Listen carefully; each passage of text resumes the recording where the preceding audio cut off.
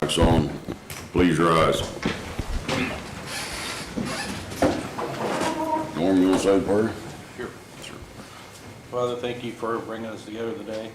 May you watch over our decisions here and guide us in what's best for this community. In your name we pray. Amen. Amen. Pledge.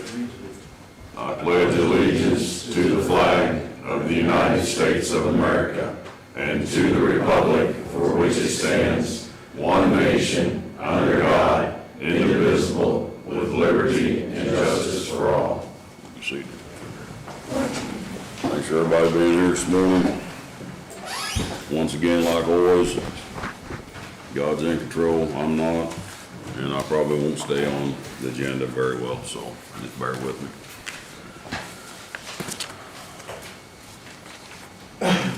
Roll call. Norm? Here. Dave? Here. Sam? No, I'm here. Approval of minutes and claims. Gentlemen, you've had your stuff before you. Have you read over the, no minute? We didn't ask for the minute? No minutes, hang on a second. Yeah. We'll table the minutes.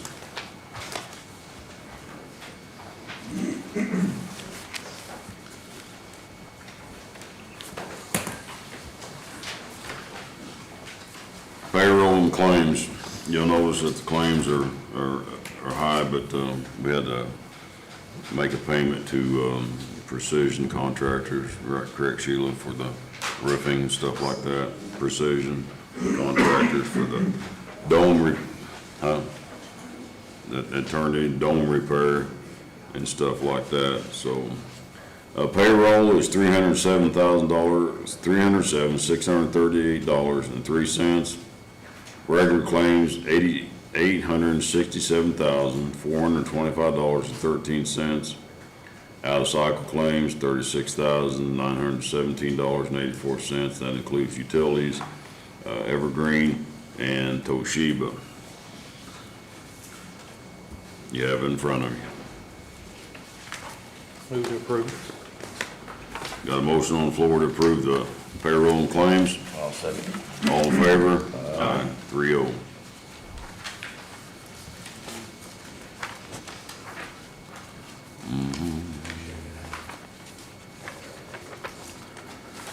Live financial and monthly fund reports. Printout I took through today. Yes. Today's claims on there. I do need to note the Evergreen.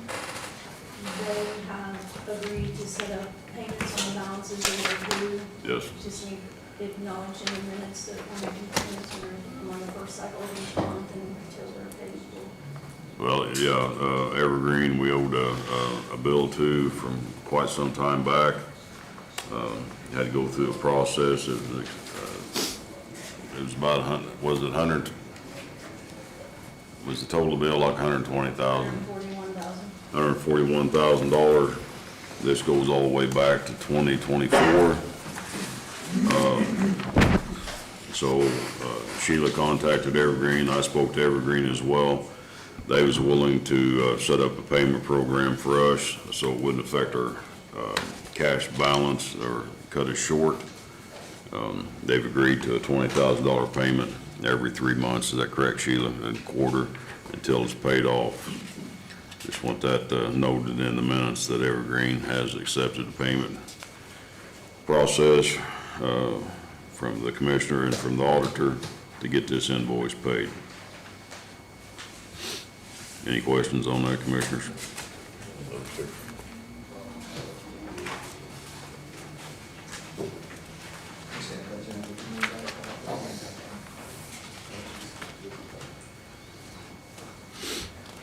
Sorry, people, I'm just making some notes here.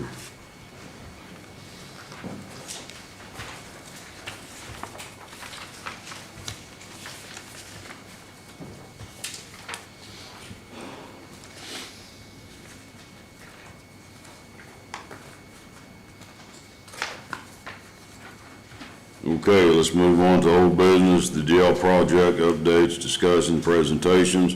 We're going to turn this over to the county attorney. He's got some information for us that we do have to follow. What I have here that I'm going to distribute to the three of you is a draft of a resolution. This resolution is what is required by state statute in the event that the county wants to move forward with the jail project using a build, operate, transfer agreement. And it's my understanding from talking with you folks that you are interested in doing a build, operate, transfer. All this resolution does is authorize you to move in that direction. It doesn't require you necessarily to do anything after that, but it is the first step if you want to do it by. That is correct. I've read the resolution. He'd sent it to us in an email. I went over the resolution. It is a step-by-step process for all the jail guys out there. I'm sure you understand this. Me personally, I get things out of kilter a little bit. That's the reason I got him. He keeps me in line. It's a good thing. So, you know, we went over several different things about the jail. It's been a long time coming. I'm glad we're moving forward on it. I do want to ask the commissioners. I know we've spoke, had some meetings and stuff, and been in public meetings about the jail. Are you, the fellow commissioners, are you wanting to move forward with the build, operate, transfer jail project? I think it'd be the, something to look into, Sam, and if we need to use it, then we'll have it, so. Norm? Same. I'm in the same place. That Okay. would be a good option for us. Yeah, I do too. I mean, we've got several options. We've had, Garmon, Dan Zern, the BW. Appreciate you, guys are here again today. I've spoken with Dan as well. I know a lot of people are interested in this jail project, and I'm glad. But with the attorney, keeping me in line and check, I personally make a motion that we adopt the resolution of the Board of Commissioners of Owen County adopting provisions of Indiana Code. Get these on 5-23. Do I need to read this, sir? No. No. And this is a provision to, what's the language you use, sir? It's a resolution to allow the county to move forward with a build, operate, transfer agreement. Yes, exactly what the attorney said.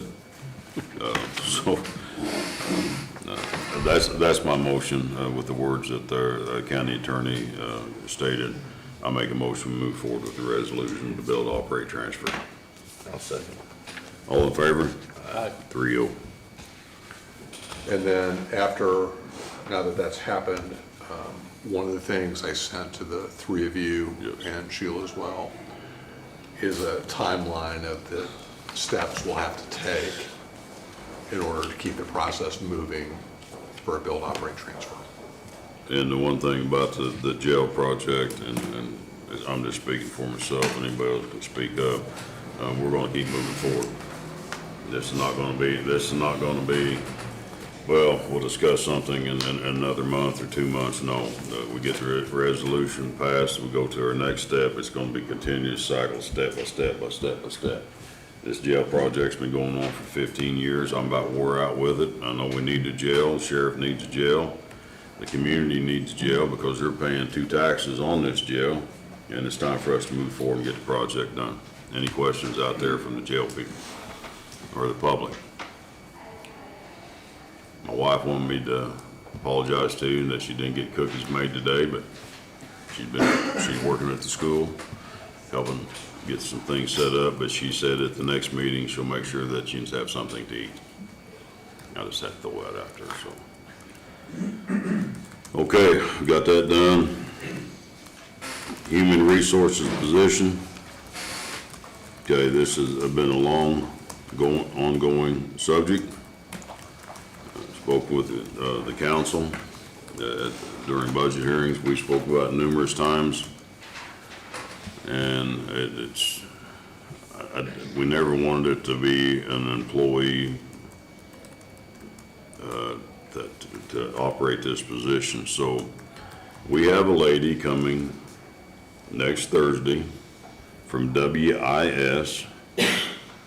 Her name is Annie. Addie? Well, ADDIE, I was close. ROOKER. Yeah, and she's gonna be here next Thursday at 10:30. She would like to meet, with, us commissioners, in what do we call it, administrative meeting or an administrative meeting? And she's gonna present, what WIS can do for us in the human resources position. I think this is a good move as a company. She's got all the information she needs, the job description, she got all the tasks that we want, WIS to do. This is something that the council has asked for, and I understand where they're coming from. I believe, the council, or most of them, is willing to fund a human resources position. One of the biggest issues that we have ongoing is our personnel policy. I've said this numerous times, I'll say it again, it sucks. Our policies, our personnel policy book, handbook, needs to be updated and coordinated. And this is one thing that Addie is going to talk about as well.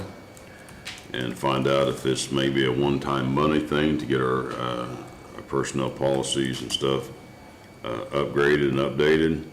Then the rest of the stuff will be considered like on an hourly basis, what it's gonna take to, a contract, for them to be part of,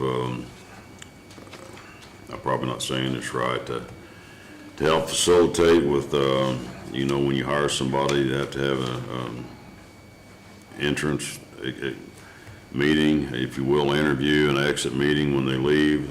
They'll be taking care of the health issues, insurance, stuff like that, and so on and so forth, all the personnel stuff that I don't believe it would be fit for a county employee. Not saying that they couldn't do it, but I don't want a county employee to have this position. That's just my take on it.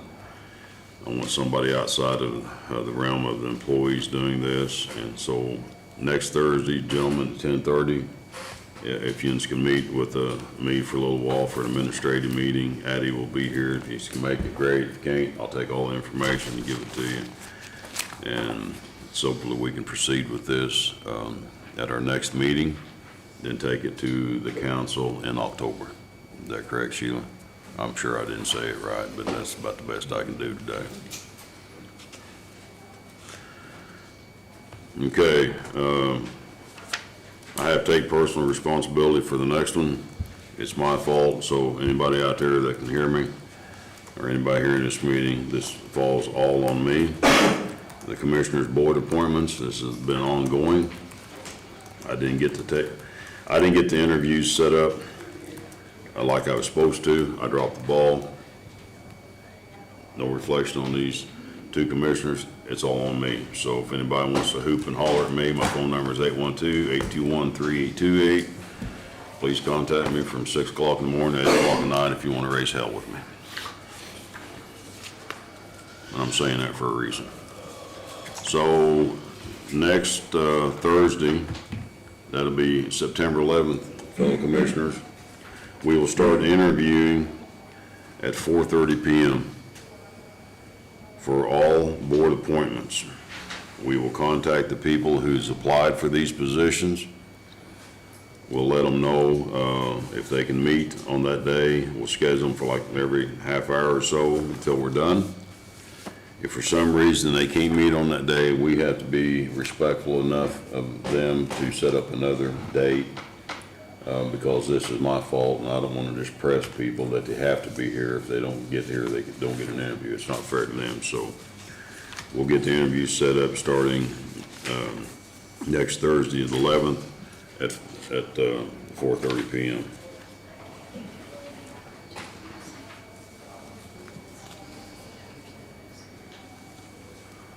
Is that fair? No, No? so I have to advertise an executive meeting and I can't get it in the paper until next Wednesday, so you need at least 48 hours.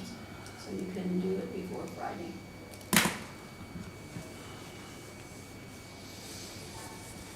Well, sorry, guys, we can't do it on Thursday. It's gotta be an executive. Executive, okay. It's gotta be an executive session then. Thank you, Mr. Attorney. See, if you hadn't said something, I'd got in trouble, then I'd got emails, phone calls, Facebook would've lit up, commissioners don't know what they're doing. So next Friday is it, you wanna do it next Friday at 4:30? Can we do it next Friday at 4:30, September 12th? September 12th at 4:30, we will start interviews. And if I don't get this right this time, I'll not be back at the next meeting. Okay, got that handled. Toshiba contract, this belongs to this gentleman down here. So Larry, Yes, sir. I got a couple I want you to add to this before we move forward on it. Okay. The recorder's office got missed completely during this process, so they've got two, I think, Ricos in there. Would you take a look at them and, Already on that contract. huh, That's already in the contract. that's in here? Yes, Oh, sir. I didn't understand that. Yeah. Yeah. Sheet for the recorder's office. She didn't understand that either, because I had talked to her last week. What? Microphone on? Yep. Okay, we don't see it, all right, sorry. Yeah. There it is. So anyway, okay. I did not so those two will be replaced under this contract? Yes, sir. Okay. Yeah. On that- 7 renewals and the 2 new ones for the recorder. All right. I did not see that in here. Did So with that being said, I'm ready to move forward with this. you look at, did you look at the other Yeah, quote it was higher. that the other people sent us the other day? So, Yeah, it's a little well, Norm, I'm gonna defer to you, Norm, because I don't know a copier from a shredder, so The other one I'm just came gonna back, plead stupid. the other option we had came back higher, so I would be, we're just being prudent, but this is the Okay, oh. lower bid, so. Okay, how long is this contract? 60 months. 60 months, yeah, 5 years. I got burned in the saddle about that. So I had thought we might want to go shorter, just, but Yeah, can we go shorter, Larry? We can, what we were doing, Sheila and I were trying to get the last contract and this contract so that they ended at the same time next time. Okay, So I can do anywhere, 36 months, 48 months, however you want to do it, but we were trying to combine so that everything would go onto one contract. The hardest part has been done, they've combined bills so that we're not having to send everything out. If it needs to be shorter, we'll adjust, it's still a contract and still a monthly bill, so I would rather it be a shorter contract. yeah, and nothing against Larry, but, I'm more of a year contract type guy because, and nothing against anybody, but, if things happen within, that period of time, if things are going good, going bad, whatever, we can address the issues, Not saying we can't never get out of a 5-year contract, but, I personally, I don't want a lengthy contract. Year or two at the most is as far as I'm gonna go out. Larry, what's that do to the cost? Increase it significantly. Significantly, huh? I don't like that word. Yeah, I mean, you're paying over a shorter period of time for those, so I'll put together some numbers for you for 12 and 24.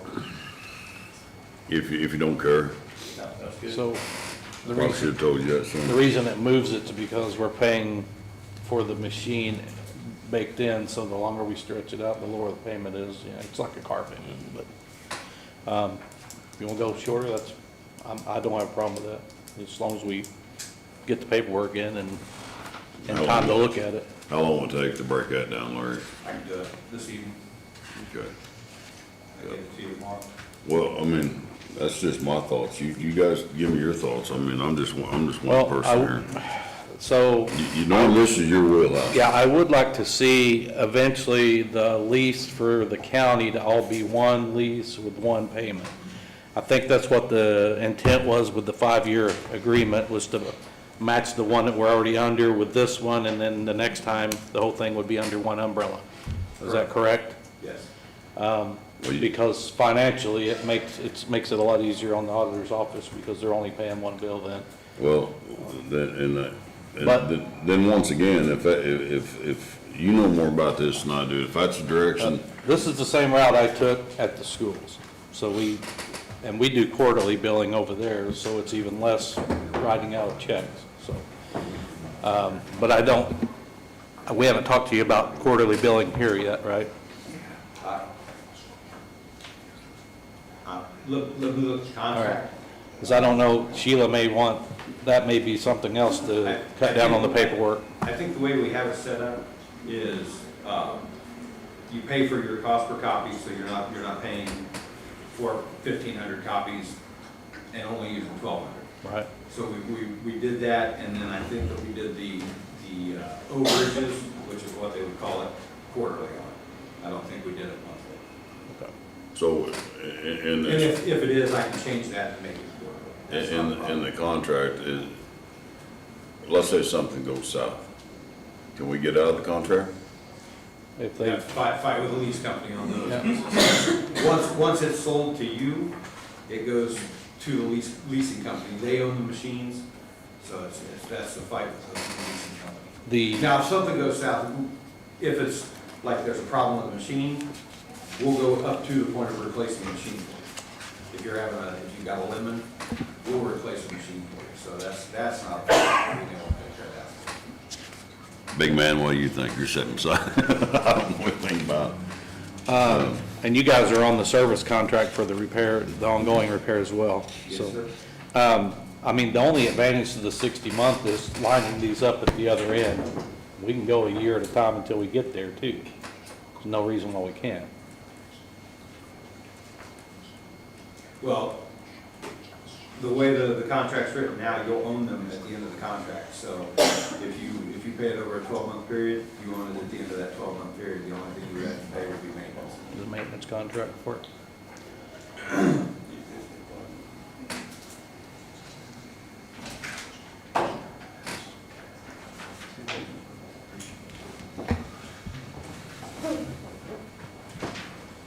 Are you happy with it? I'm good with it. Like he said, after the 5 years, we own all these.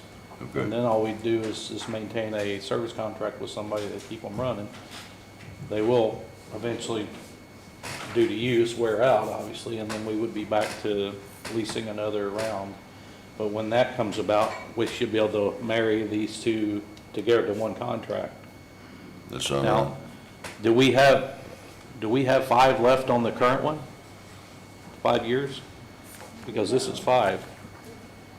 It'll be a little less than 5, yeah. So we'll still be able to match them up and get them done. Okay. So will there have to be a buyout at the end of that since there's a year difference? Depending on what you decide to do with the machines that you are getting on this one, because again, both sets will be on dollar buyout, so you'll own them at the end of each contract. So if you decide to hold on to the ones that you have from the last contract until this one ends, there wouldn't be none. So basically, we would have a year there where we'd need to have a service contract on them with you guys or somebody. Yeah. And then once we would bridge the start. gap, we can get them all in one contract. Yes, Okay, sir. yeah, I'm good. I mean, if you want to go shorter, we can go shorter, Oh, I but mean, if it's gonna cost us a ton more money, money's the I'd key prefer issue. I'd prefer not to spend extra money if we don't have to, and this will marry them up, so. It's your call, Norm. All right. I make a motion that we go ahead and enter into this 5-year lease with Toshiba for the said 9, I believe it was, Yes, sir. 9 copiers, and to include the recorder's office to be addressed at this time. Got a motion on the floor. I'll second. All in favor? Aye, 3-0, passed. Thank you, Larry. Sorry for all the, Thank you. No worries. Are these 12 contracts still the current ones that you need signed? Yes. Or have you got? I've got the one from the original meeting, the last Make meeting. sure we're signing the right copies. Okay. It's still got the sign things stuck to it even. Brother Ron. Thank you, Larry. Yes. How are you? Good, thank you. How are you? Yeah, I'm blessed, brother. You know that, man. God's in control and I don't want to be. Amen.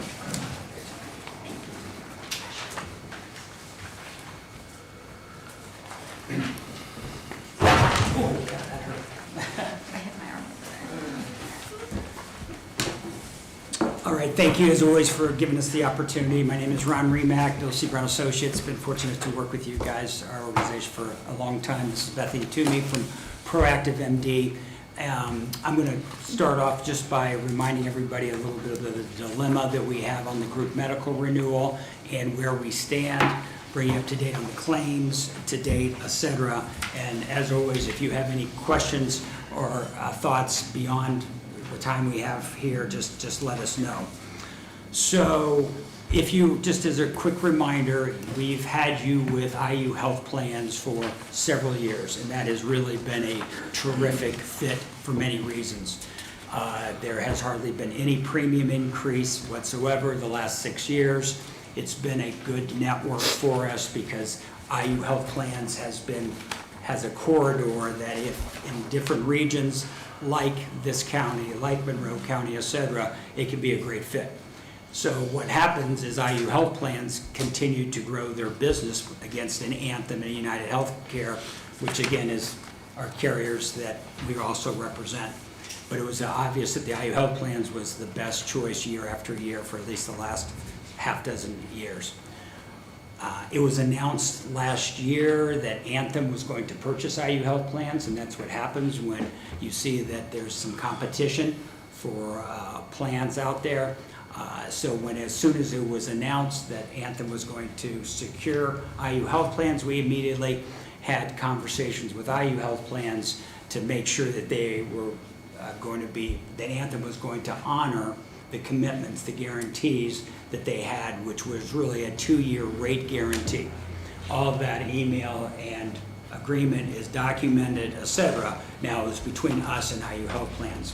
When Anthem came out and finalized the deal with IU Health Plans, immediately we went to, the employees were sent a letter on all the groups that we had with IU Health Plan from Anthem saying, there's no longer an IU Health Plan, which we knew that was going to happen, and there was everything was going to be on the Anthem platform. We immediately said, well, first of all, why weren't we contacted as being a valued benefit advisor for Anthem for years, blah, blah, blah.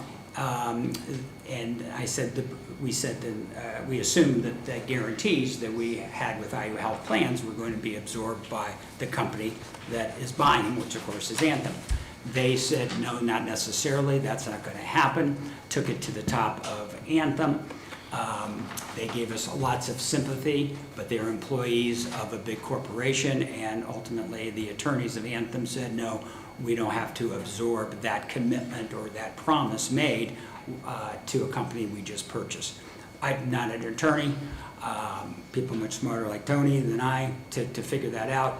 But from there, then I knew, as soon as I knew that we took it to the very top, I immediately sought legal advice from people that I trust, just to make sure I wasn't missing anything. They encouraged us to take it directly to the Department of Insurance. I filed a formal complaint with the Indiana Department of Insurance, first time in 46 years. I've filed a complaint against a company that we have actually proudly represented for all those years. But right is right, wrong is wrong, and to me this is still really wrong. What they have come back with is a proposal that you will, back on the Department of Insurance. It was supposed to be seen yesterday by a supervisor. I've leveraged a couple of relationships that I have with a couple state boards to make sure that the commissioner is aware of this complaint, because this is not asking Anthem for an exception. This is asking Anthem to do the right thing. It's very simple, in my opinion. So we hope to hear some feedback from the Indiana Department of Insurance, because at the end of the day, I still want them to honor the commitment they made to us that we made to all of you and the rest of our clients in this situation. If you will, sake of time, I'd go back to the last page, which looks like this, because what we have to do, and what I'm I have to help lead you is to assume that that guarantee is not going to be honored, which I sure hope is. But this, knowing what we do have to deal with as you put together your budgets, et cetera. We have gotten some favorite feedback from Anthem in regards to what they, under the circumstances, are willing to do. So without going through a ton of it, you'll see the first column is your current plan with IU Health Plan. The deductibles, the co-insurance, the co-pays, prescription drug cards, et cetera. And you can see what the current premium is. Then you'll go to the next one is where Anthem thinks you should be from a much broader network standpoint. And both Anthem and United Healthcare are much broader, not only from the state, but a nationwide standpoint, okay? So they've come in at 10%, but then what they are proposing, and this is, let me tell you, this is after they see August claims. The good news, knock on wood, is you guys have had a great year claims-wide. So you, from my perspective, you're an excellent group to take over from a new carrier standpoint. They want to see one more month's claims. IU Health Plans is getting that to them as we speak, because now we're through August, okay? So what they're proposing, assuming, and they get the last look, assuming there's no big bump in August, is really virtually the same benefits at a 10% rate increase, and this would begin for 2026. But what they're recommending, what they're asking us to consider, out of consideration for what they're putting us through, is that they will bill you the exact same rates as you are currently being billed for 2026. Therefore, from a budget standpoint, to the dollar, it's going to be the same outlay. However, they hold the right, and I'll get you this information for you to review once I get it, is that if you've had another good claims year, and I'm going to ask them to spell out what a good claims year is, then they're not going to ask for the additional 10% in early 2027. If you've had a difficult claims year or horrific claims year, then most you would have to pay out is the additional 10% sometime in the early part of 2027. Okay? Again, not what we're asking the Indiana Department of Insurance to make them do, but it is favorable when we look at, okay, the what-ifs of how to prepare. So, also just to let you know, we looked at United Healthcare and SIHO. You can see that United Healthcare, for really the same benefits, really the same nationwide network, both state and nationwide, came in at 9%. So they came in 1% lower than Anthem. However, you're going to pay that 9% no matter what in 2026. And you don't have the ability, if you have another good claims year, not to have to even pay that 10%. And then you can see where SIHO is, and you can see where SIHO is out of the market in this situation. Any questions on that piece?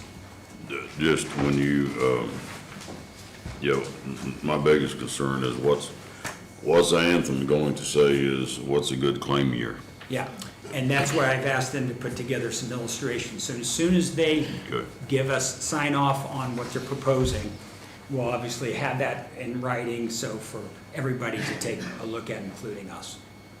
Okay.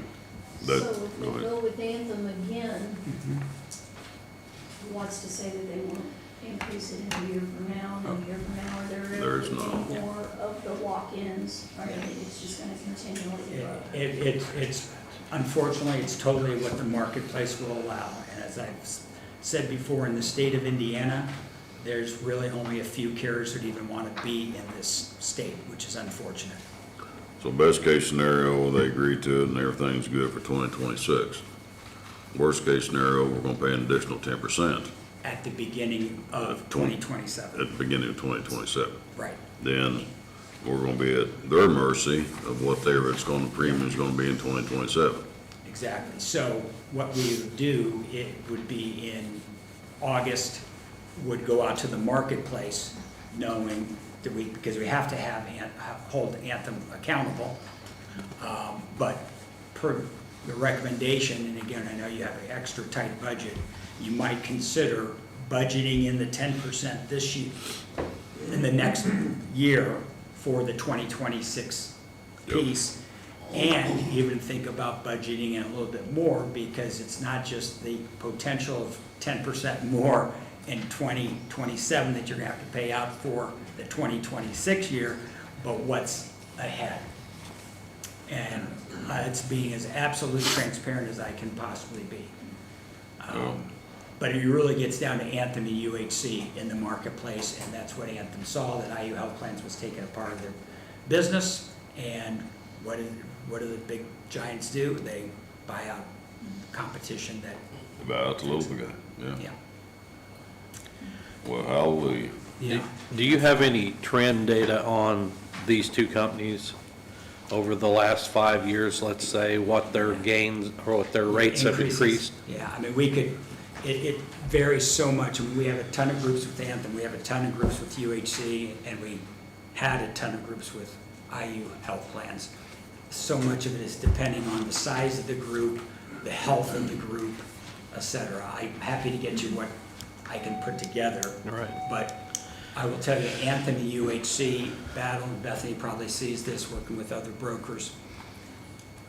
In my opinion, if push comes to shove, for benefits to benefits, premium to premium, Anthem is an easier, I hate to say this, in the midst of, I think, a really wrong decision they're making, Anthem is easier to deal with. Now, if it's a differential of premium, then again, United Healthcare is going to do the right thing. They just have some things in place from the prescriptions, et cetera, that are just a little bit more difficult to navigate for the consumer. And that's, again, just from experience. And we have groups with UHC, so I'm not knocking competition. Yeah, because you can look at the prescription stuff down here, Yeah. United Healthcare, so they're somewhat higher. You know, some of the things there, so.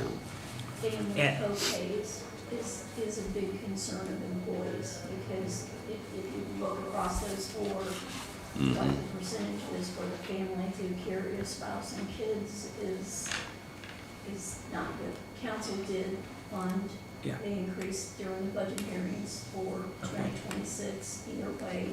Okay. But now knowing every August during the budget hearings, they're just gonna have to keep adding 10% increase each Yeah. year, and that sucks. It totally.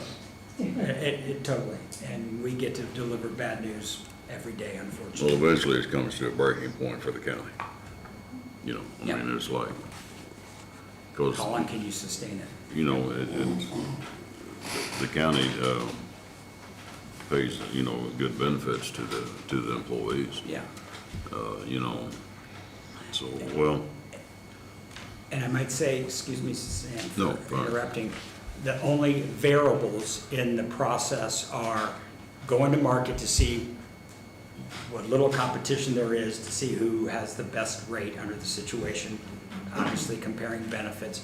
You can go to a higher deductible, okay, which again is just cost shifting to the employees, per Sheila's Yep. point. yep, And then the other piece is, one of the things you should take a lot of pride in is I think you pay 95%, if I'm going on memory.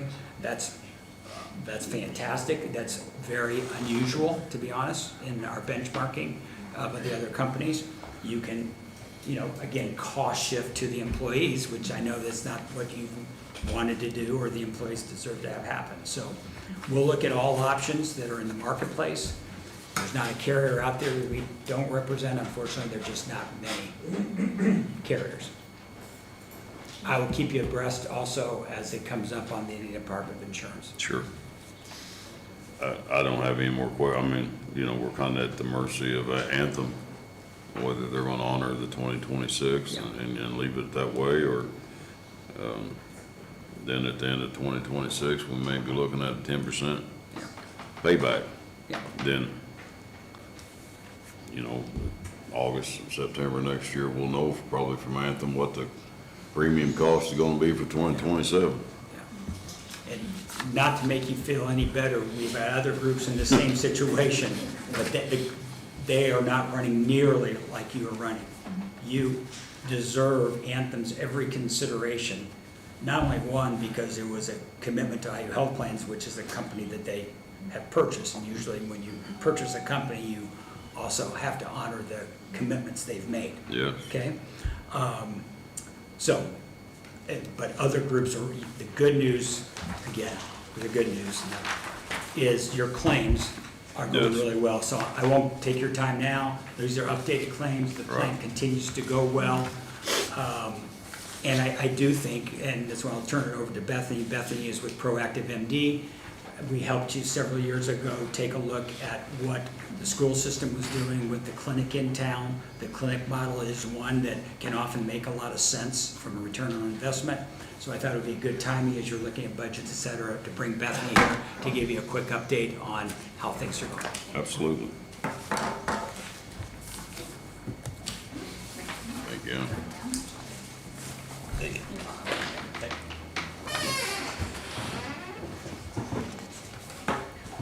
Well, yes, thank you, Ron, that's good stuff, good stuff to know. So just a quick snapshot, just wanted to provide, this first page is just a quick 3-year snapshot overview of Owen County's return on their investment with Proactive MD. So again, kind of the definition of eligibility is any full-time employee, regardless if they are on the medical plan or not. They have the ability to inquire with the auditor's office, the benefits contact, which is Lindsay now, to be enrolled into the health center if that's something that they wish to do. Their dependents are payroll deducted. If they want their dependents to be enrolled in the health center, it's a payroll deduction. So from 2022 to 2024, 2023 to 2024, we saw just over a 12% increase in employee engagement in the health center, and you can see that the savings jump of just over $31,000. Those claims have been diverted from the medical plan, so any procedure that is done in-house, any appointment that is made that you're seeing for your sinus infections, your tick bites, your respiratory infections, none of those services are ran through insurance because it's, again, kind of the point of this direct primary care model. So kind of on the second page, just a high-level overview of just how we calculate those net savings. So again, we take all the services that are typically done in any outside hospital, family practice that are ran through insurance. We capture those in-house and we total the savings of all the procedures, all the labs, all the meds, all the chronic care condition management, and then we subtract the total program cost that Owen County pays every year. And in 2024, you'll see it's the highest to date. It's just over 2.03% ROI, which is again the highest county ever achieved. So huge kudos to Ron and team, the ladies in the auditor's office for helping to promote and push for the past going on 2.5, almost 3 years now. Department heads too, they've received emails from me to just gentle reminders, right? Because when you have new hires come on, you're full of paperwork, and as we kind of mentioned today, it's a lot to go through. So it's nice to always have that constant reminder of, oh, I have that free access as an employee. Should I choose to utilize that health center? No, I don't want to interrupt No, you, but how many people are enrolled now? We are just over 170, and that's kind of a mixed bag between employees, spouses, and kiddos. I can break down those numbers. That's for okay. those. So we got 170. Okay, For 170. thank you. You're welcome. And again, the more services that can be captured in Proactive MD's health centers, of course, that will reflect on claims data and help keep those premiums lower. Sure. Because again, we have that after hours line, so we can try to help, defer any emergency room visits.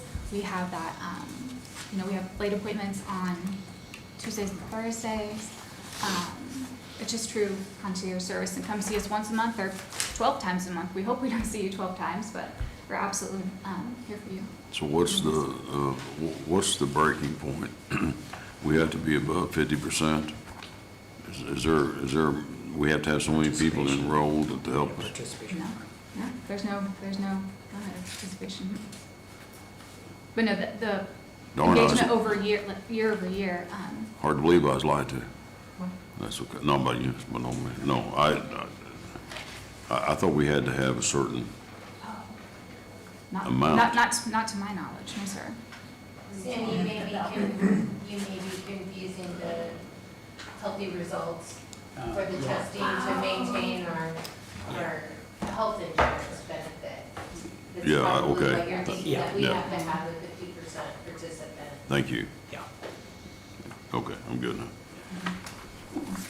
Well, I don't know if I am or not. Confusing, but- isn't it? I know. Yeah, I'm confused, It's yeah. terribly confusing. It don't take a whole lot to confuse me. It's okay. Me too. One of the things I think that I automatically go to regardless of the return on investment, which obviously is important, is the patient satisfaction, which is on the back. And if I'm reading this right, and please tell me if I'm wrong right here, they get surveys back from the participants, and you can see it's at the highest level now. You guys, you hear from a lot of employees, I don't know what kind of feedback you get, but I think that would be important as part of your decision. If there's anything that's not at the higher echelon of service, then obviously Bethany needs to know about it. Absolutely. Yeah, I think that the NPS on a national scale is at 40% satisfactory for many businesses, and we really pride ourselves on such a high net promoter score, and especially with the Spencer Health Center, they're very partial with their own county government team, and have been for many years. Again, we've been serving you all since 2020. Yeah, We appreciate- been a while. Yeah. Yes, we appreciate the opportunity. Last thing I'll say, just again, be respectful of the time. The support we get from Nicole, Lindsay, and Sheila is fantastic. Yeah. We're committed to the open enrollment process where we have a couple people, including Bethany, hang out to help them with the Navigator system that you guys invested in, which I think hopefully Lindsay and Nicole will confirm is a real asset. But it's a continued pleasure to work with all of you, and we're on it as far as this Anthem situation. We'll take it to whatever degree we can take it to, and thus the Department of Insurance. Well, you know, we go back a ways, you know, put my faith in God, but I trust you. Yeah, thank you. So that's, you know, Appreciate that. you know, when you present stuff to us, I believe exactly everything you're telling us to be honest and true, so we can't ask for any more than that, so. And Likewise, you he's a just- great partner. No. He's a partner. Yeah, he is, so. Definitely. Any other questions at all? Commissioners, you got any questions? Feel free to connect with us on an individual basis if you have any questions at all. Just Thank you. continue to send updates to us, Ron. Oh, yeah. Appreciate you. Thank you, Ron. Thank you. Contract Economic Development Corporation. There she is. You got Go, that? Marcy. Hello, Marcy.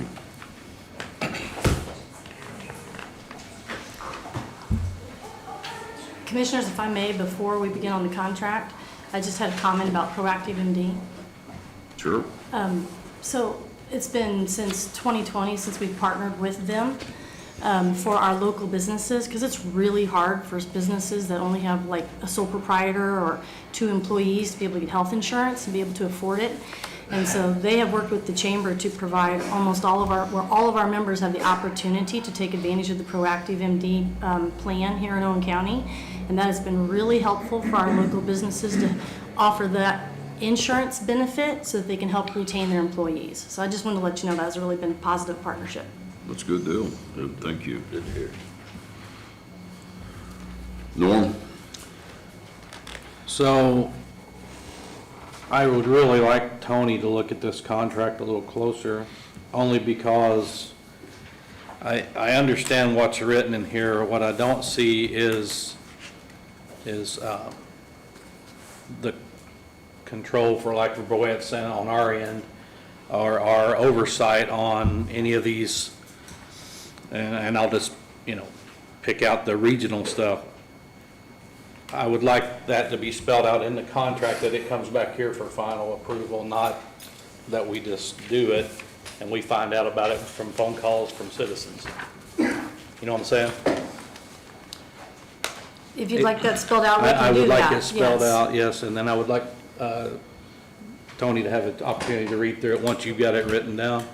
And you can make a blanket one at the bottom, number 5, or number, that says, any decisions, you know, made would be with the understanding they would come back to the commissioners for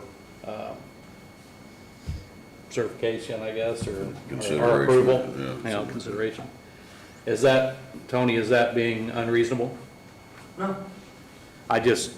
It looks ambiguous to me, and with what we're talking about, and I know the sentiment in the county for some of this stuff, I just wanted to be spelled out more clearly where what our step in the process is, so that we don't get crossways with the people we have to answer to. Understand? Okay. So, for right now, I'd like to table this until we can rewrite it with that verbiage in there. That, you understand, I guess, what he's requesting? So will you be making the changes to the contract then? Yeah. Okay, and then send that to economic development? Because you guys will have to vet it after he's done, I'm sure. And then, once we get one that we can all agree with, then we can move forward. Is this something we want to bring back to the next meeting, 2 weeks? You Can got, we get it done by then? Oh, yeah. Couple weeks then? Oh, yeah. And if you have any questions, just get a hold of me, Tony, but I've got some concerns about the way that's written. Okay. okay, all right. Fair enough, we'll table this, let Tony review it. We'll have to take a vote. Yeah, go ahead. Well, I made the motion. You made it, and we sorry. Table it. I'll second. All in favor? Aye. 3-0. Tony review the contract, make the necessary wording in there, present that to Marcy at EDC, bring it back in 2 weeks to our next meeting. Fair enough? Fair enough. So moved. All right, Thank you, Marcy. thank you. Okay, now, we'll move to the next subject, which is, I'm sure people, the Plan Commission rezone request ABC CJ Investments LLC is off the table. They're not here today. It is going to be tabled. They're not here today. There is some concerns, and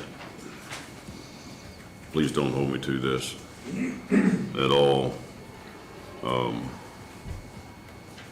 It is my understanding, and it's just my understanding, and I'm going to address this issue today with some people that I think this business or company or investment group, I don't think they understood, or they got some.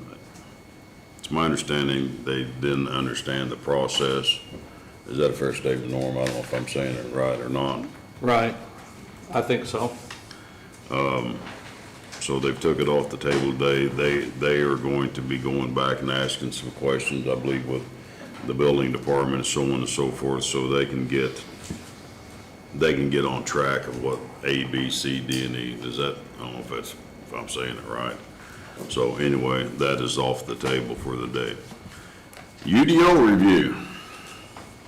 Anybody here want to talk about that out there in the crowd? Yes? I'm just curious what you had down discussion. Were you gonna say anything towards it, or Well, I'm gonna say a little something about did you hear that part? That's okay. it. No, you go ahead and speak, sir. You're here to talk about the UDO. What's on your mind? Well, I'm here about the Citizens Committee. Okay. Ever, So, the UDO thing, it has never been brought to us from the Plan Commission. I was at the last Plan Commission meeting. I sat up there and got ridiculed because I sat down in a chair to speak.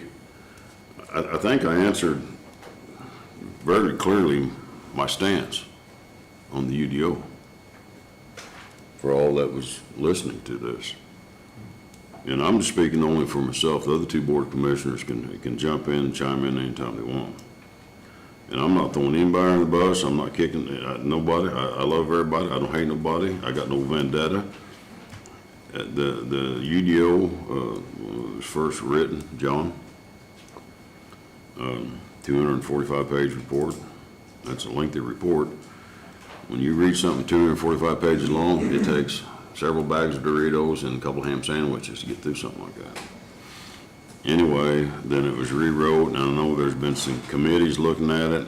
To be honest with you, I don't know how many committees have looked at this UDO thing. If there's 2, 3, I'm not sure.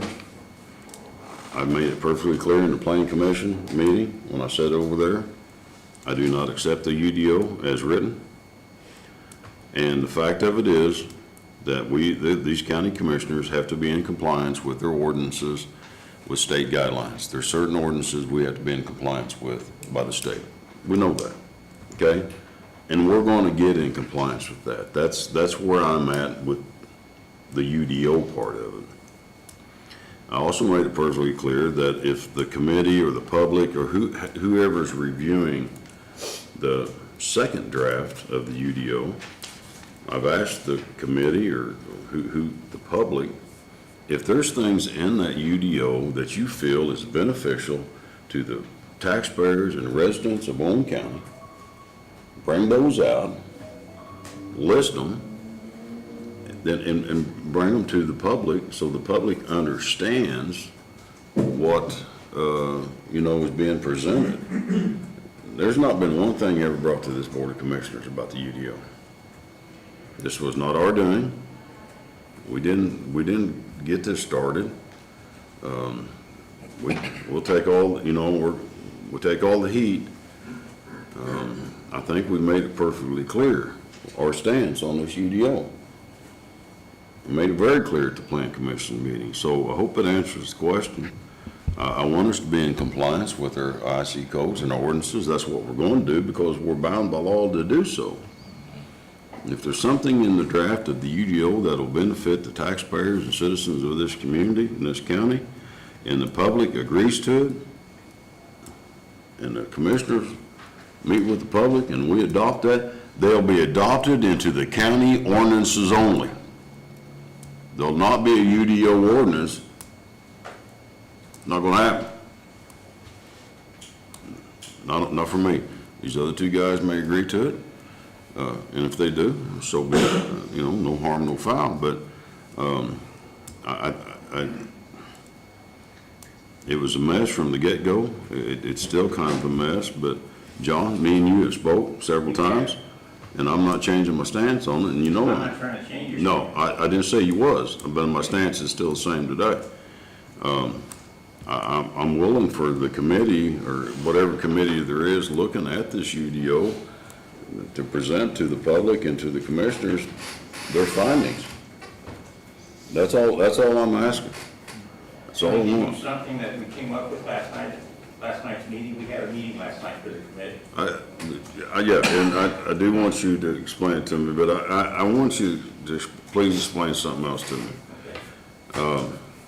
I respect my two fellow commissioners up here, and I support my two fellow commissioners. And I'll be real honest with you.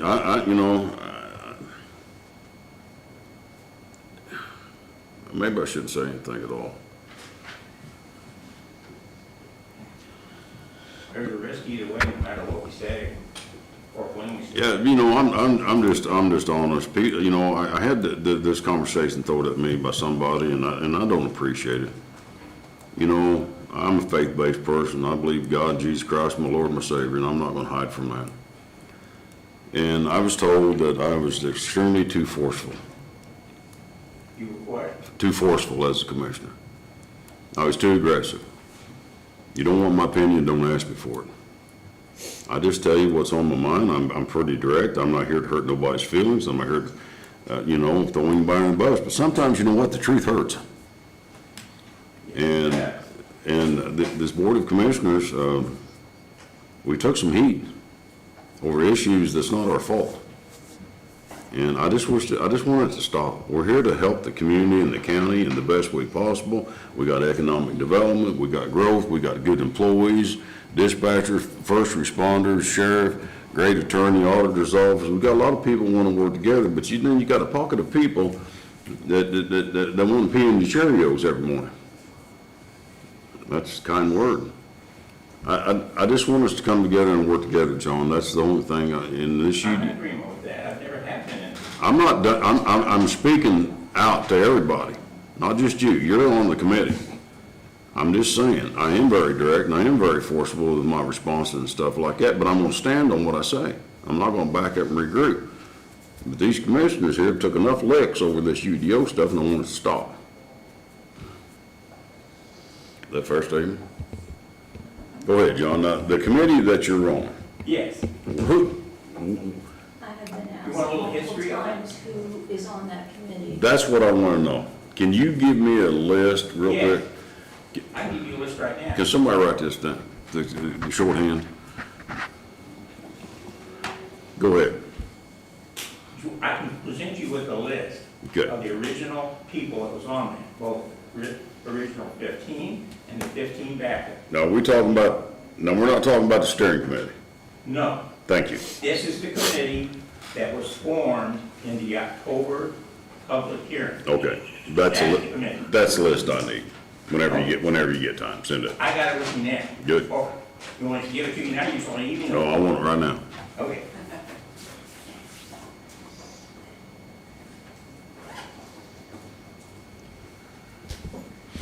So, I can tell you. and I said this at the planning commission meeting, when we addressed the UDO, and I've not changed my mind either. As written, Sorry, I see no way to move forward with it as written. Sam kind of hit on it, I'll hit on it too. That document is paid for, or has been paid for by the county, and that's our property to use as we see fit. That's where I see the committee coming in. We have to get our ordinances, our current ordinances up to date with the state codes. We have to do that. If not, we're putting ourselves out there as a liability issue. Once we've done that, then like he said, anything that's in that document that we can pull out and utilize, what I would like to see is each piece of it be presented at a public hearing. We can hear the pros and cons at that point, and then we decide whether it goes into the ordinances, the current ordinances, as an addition. But the current ordinances will have to be updated. They are outdated. That was part of the UDO process, if I'm not mistaken, Marcy, was to get those up to date. That gets lost in the mix of who wants what and who doesn't want this and who doesn't want that. But that has to be done. What Okay. I'm hearing doesn't help the situation of what Chad and I talked about last night. For one, I think a lot of people assumed, right or wrong, that after the planning commission meeting of the 19th of August, that the commissioners were going to come in and stop the UDO. Okay? That's what I think a lot of people thought, including myself, based upon what Norm and Sam said at that meeting. We're not having it's not gonna be a UDO, Well, that's so fine. that stopped. UDO is Unified Development Ordinance. It is nothing more than an ordinance in and of itself. I don't know. Chad implied that it's the state pushing the name UDO. I don't know yet. Okay. But it's just an ordinance. It's no different than our laws, how we have to drive, how the government has to operate. It's just an ordinance. It's not a spooky thing. It's not a power play. It's none of that. Okay? Mm-hmm. What the committee needs is some clarification on what somebody wants us to do. I've asked 14 13 questions on my list of what we need.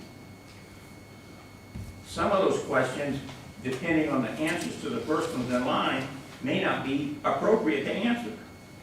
But we need clarity from someone on what this committee is supposed to do and what resources we have available to us, whether we have to meet in here to have everything recorded so that the public, in fact, can participate, or I've got to find a way to talk to your tech people, to talk to the library's tech people, to get a streaming situation set up, if it's actually needed, at the library, so we don't have to have a guard in this committee, this room.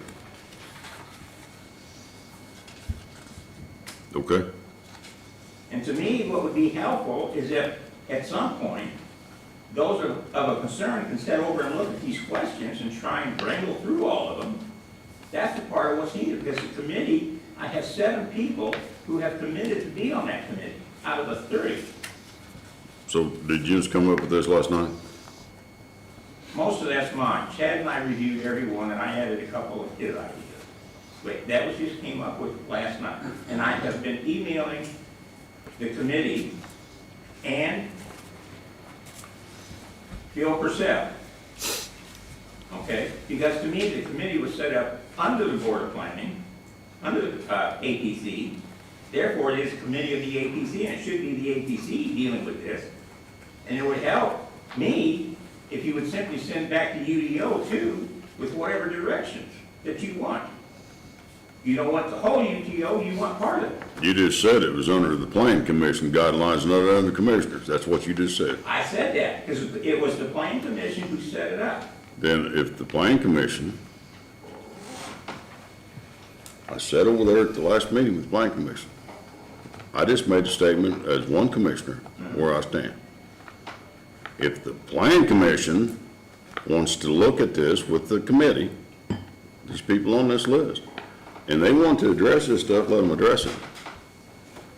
What does this have to do with the Board of Commissioners? If you're saying this is, the UDO is under the guideline of the Plan Commission. The UDO was passed to the APC, however it got here, Right. I don't know. Okay? Because I wasn't a part of all that. I didn't come on this until last October, well, until last September's open house was the first I heard of it. Right. Okay? I talked to Marcy at that meeting. I would have talked to the consultant with some questions, but there was a long line.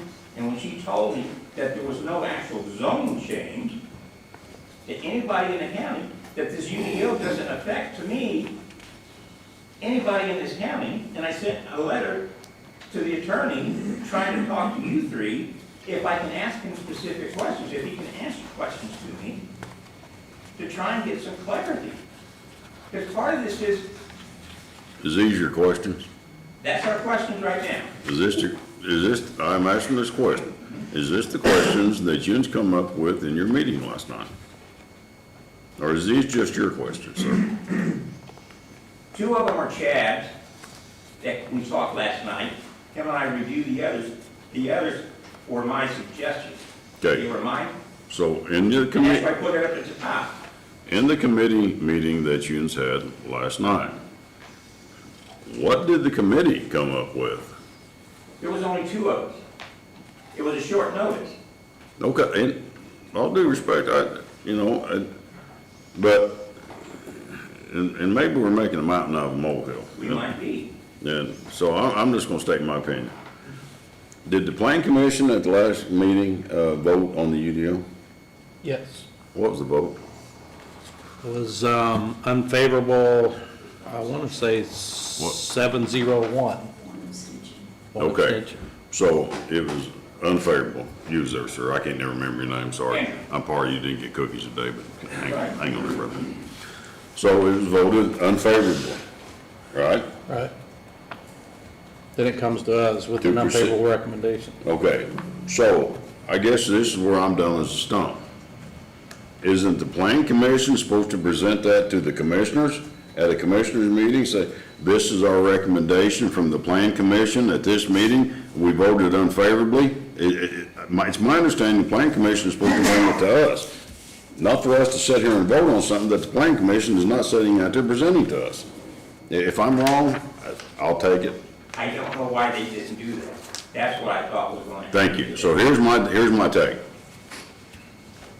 As a board of commissioner, as one commissioner, planning commission needs to be sitting right there, or somebody from planning commission needs to come to us at the next meeting and tell us, we have voted unfavorably, what's your name again? Andrew. Sorry, unfavorably. 7-0. Then the board of commissioners will make our decision. We can't make the decision till the planning commission brings us their decision. I understand, and Yeah. that's why I called for this meeting so quick, to try and have the committee put forth some questions that need to be considered so that everybody can get on the same page. So here's my recommendation to the committee, and I nothing against nobody on the committee, John, nothing against you, me and your friends. Always have been, always will be. Yeah. I'd like are you on the committee? Yes, I'm an alternate on the committee. Alternate. Is there a chance that the committee, I'm not talking about the planning committee, I'm talking about the committee, Okay?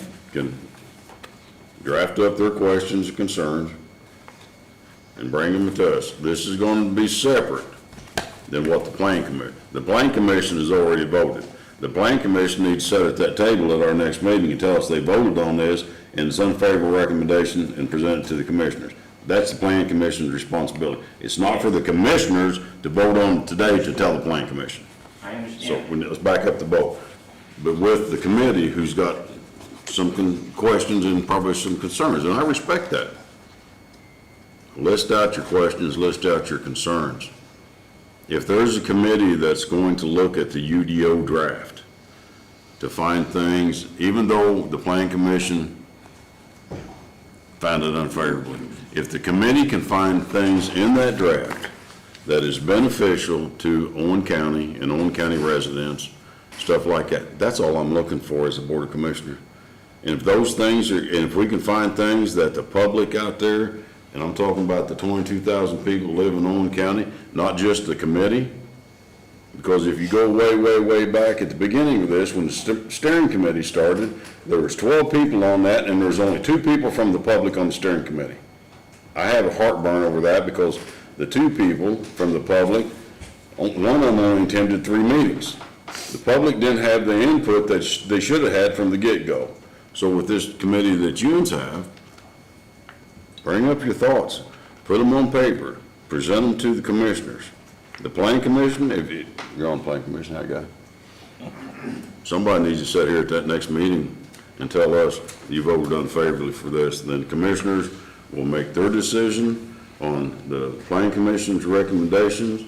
But I still wholeheartedly think that there's things in that UDO draft that could be beneficial to this county, and those are the things I'd like to see brought up from the committee. Does that make sense? Can I get on the mic and make 2 comments? Oh, absolutely, sir. Got your mic on there? Got my mic on. Gotta So- be red, yes. The committee that John and I are on has its hands tied. Most of these questions are a fair summary of conversations we've had by email from last fall till now. Okay. Because in the absence of clarity about our actual structure, whether we are required to live stream, whether we are required to record, whether we are required to publish meeting notices, we can't actually meet and do anything for sure without it being at risk of just somebody saying, well, procedurally that was not okay, and it getting swept away. We've already had procedural problems even Right. recently. Sure. And so we have a chicken and egg problem where you want feedback from the committee. We can't go to the planning commission. The planning commission has already voted to give this an unfavorable recommendation. When they present it to you at the next meeting, at what point will this committee submit any further feedback on the process? That's a good point. Man. You should be, I don't want to be on the board. dang, sir. But I think, in my mind, the UDO, I want to see our ordinances brought into conformity with state statute, and I want to see the rules be clear and fair for local small businesses and any kind of development and growth we want in the county. I'm in favor of that, as long as the UDO, as a complete document, as written, is still an open question. It is a distraction to everybody. There might be great things in there that we want to pull out, we will not be able to get past the UDO as a public and consider those discrete things until you, as commissioners, definitively put the current UDO draft down, until it's voted down in a public meeting, and then we can begin the process of extracting the pieces we want. You make a good point, and I'm gonna back up on that. And the only way for us to do that is the plan commission to sit right there where you're at and tell us that they voted unfavorably on that, and we'll vote on it next. Right. I thought, to be honest with you, I guess what you get for thinking sometimes. When we had the last plan commission meeting and I said what I said, I thought I was pretty clear on, I thought for sure the plan commission would bring their recommendation to the board of commissioners at our meeting and say, our recommendation is to vote down, unfavorable. Then we could have voted on it.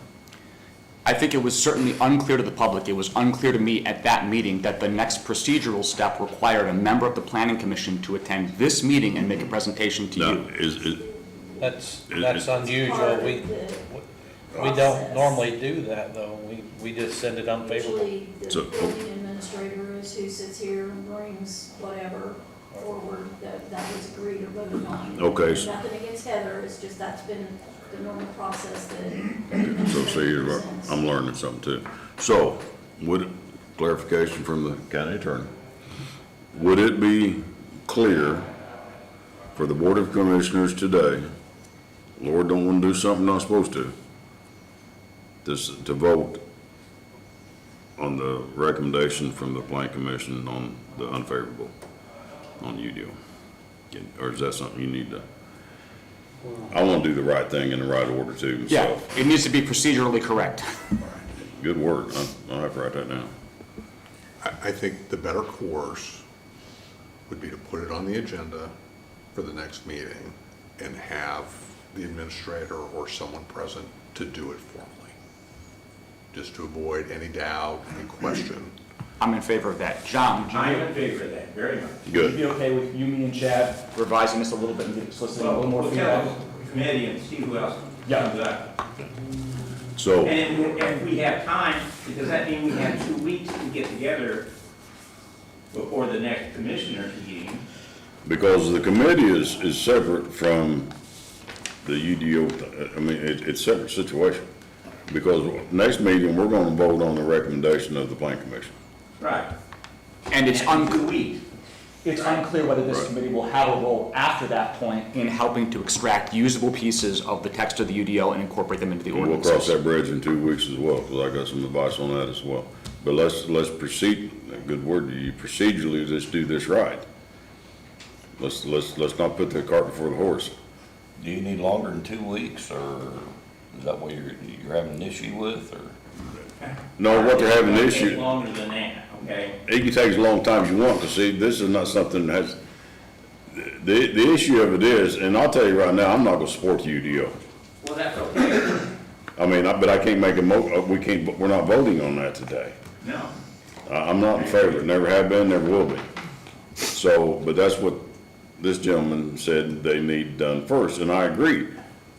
If it's the administrator that needs to bring that to us, then that's what needs to happen, and I just asked the county attorney, if we could vote on it today, we just went ahead and voted on it. But he says it needs to be put on the next meeting and have the Plan Commission administrator come to us with an unfavorable recommendation so we can vote on our, does that make? Yeah, I'm in favor of that. The conspiracy theories running around on Facebook and other places about the UDO being the stealth thing that the commissioners are gonna sneak through on the down low, it's pretty crazy, it's laughable. You know- But as long as it's still open, Thank you. it's still talkable. Can I? You'll have Tell your you what. Facebook warriors out Your there. own special donut at the next meeting. I'll bring you up.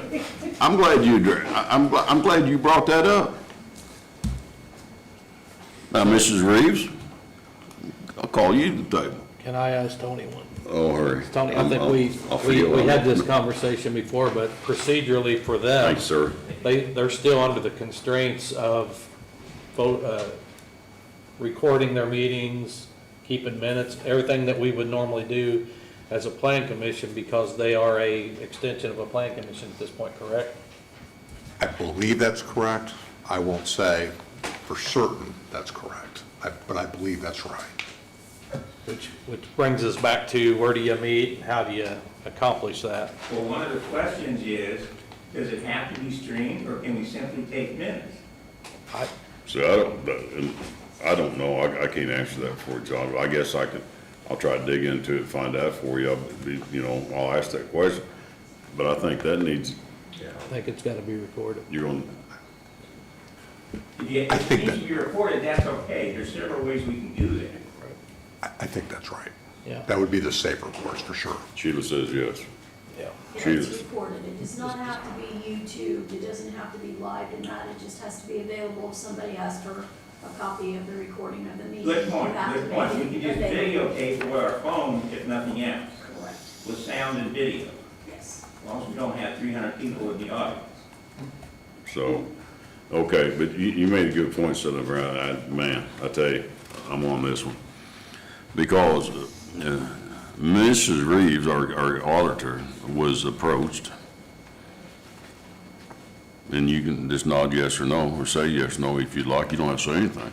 And was told to her that this UDO is coming before the commissioners, and it's going to be snuck through. Is that a fair statement? By many, yes. By many? That's what they fear.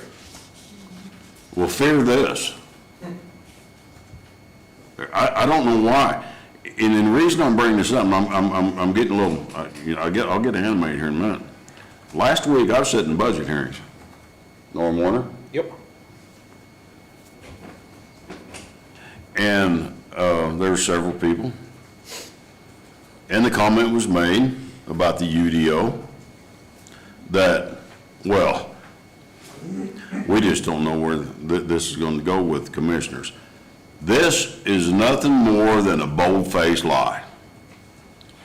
But I'm sure you can understand, based on the history in our county, that there is a legitimate and well-founded fear of a lack of transparency and accountability, specifically from the Board of Commissioners as a body. Not you men particularly, but the Board of Commissioners historically hasn't always done a great job of doing what they said they were going to do. And I'll agree with you that, but that was before we set up here. That was history.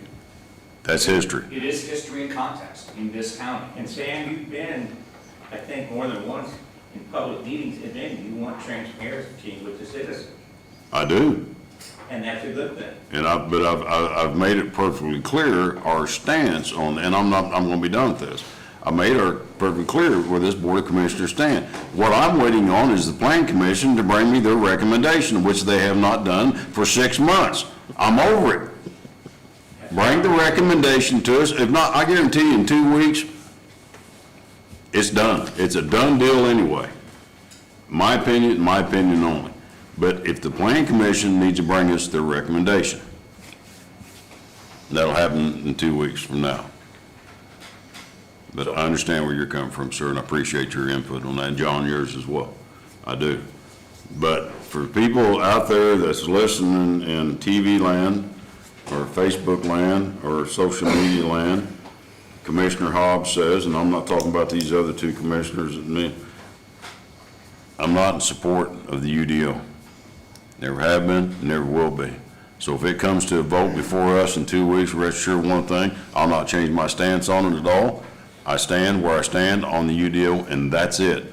Please, Plan Commission, bring us your recommendation in 2 weeks. Thank you. Thank you, appreciate it. Yes, sir. My question to the public is how can we sneak this through? Thank If you. the planning commission hasn't even brought it to us.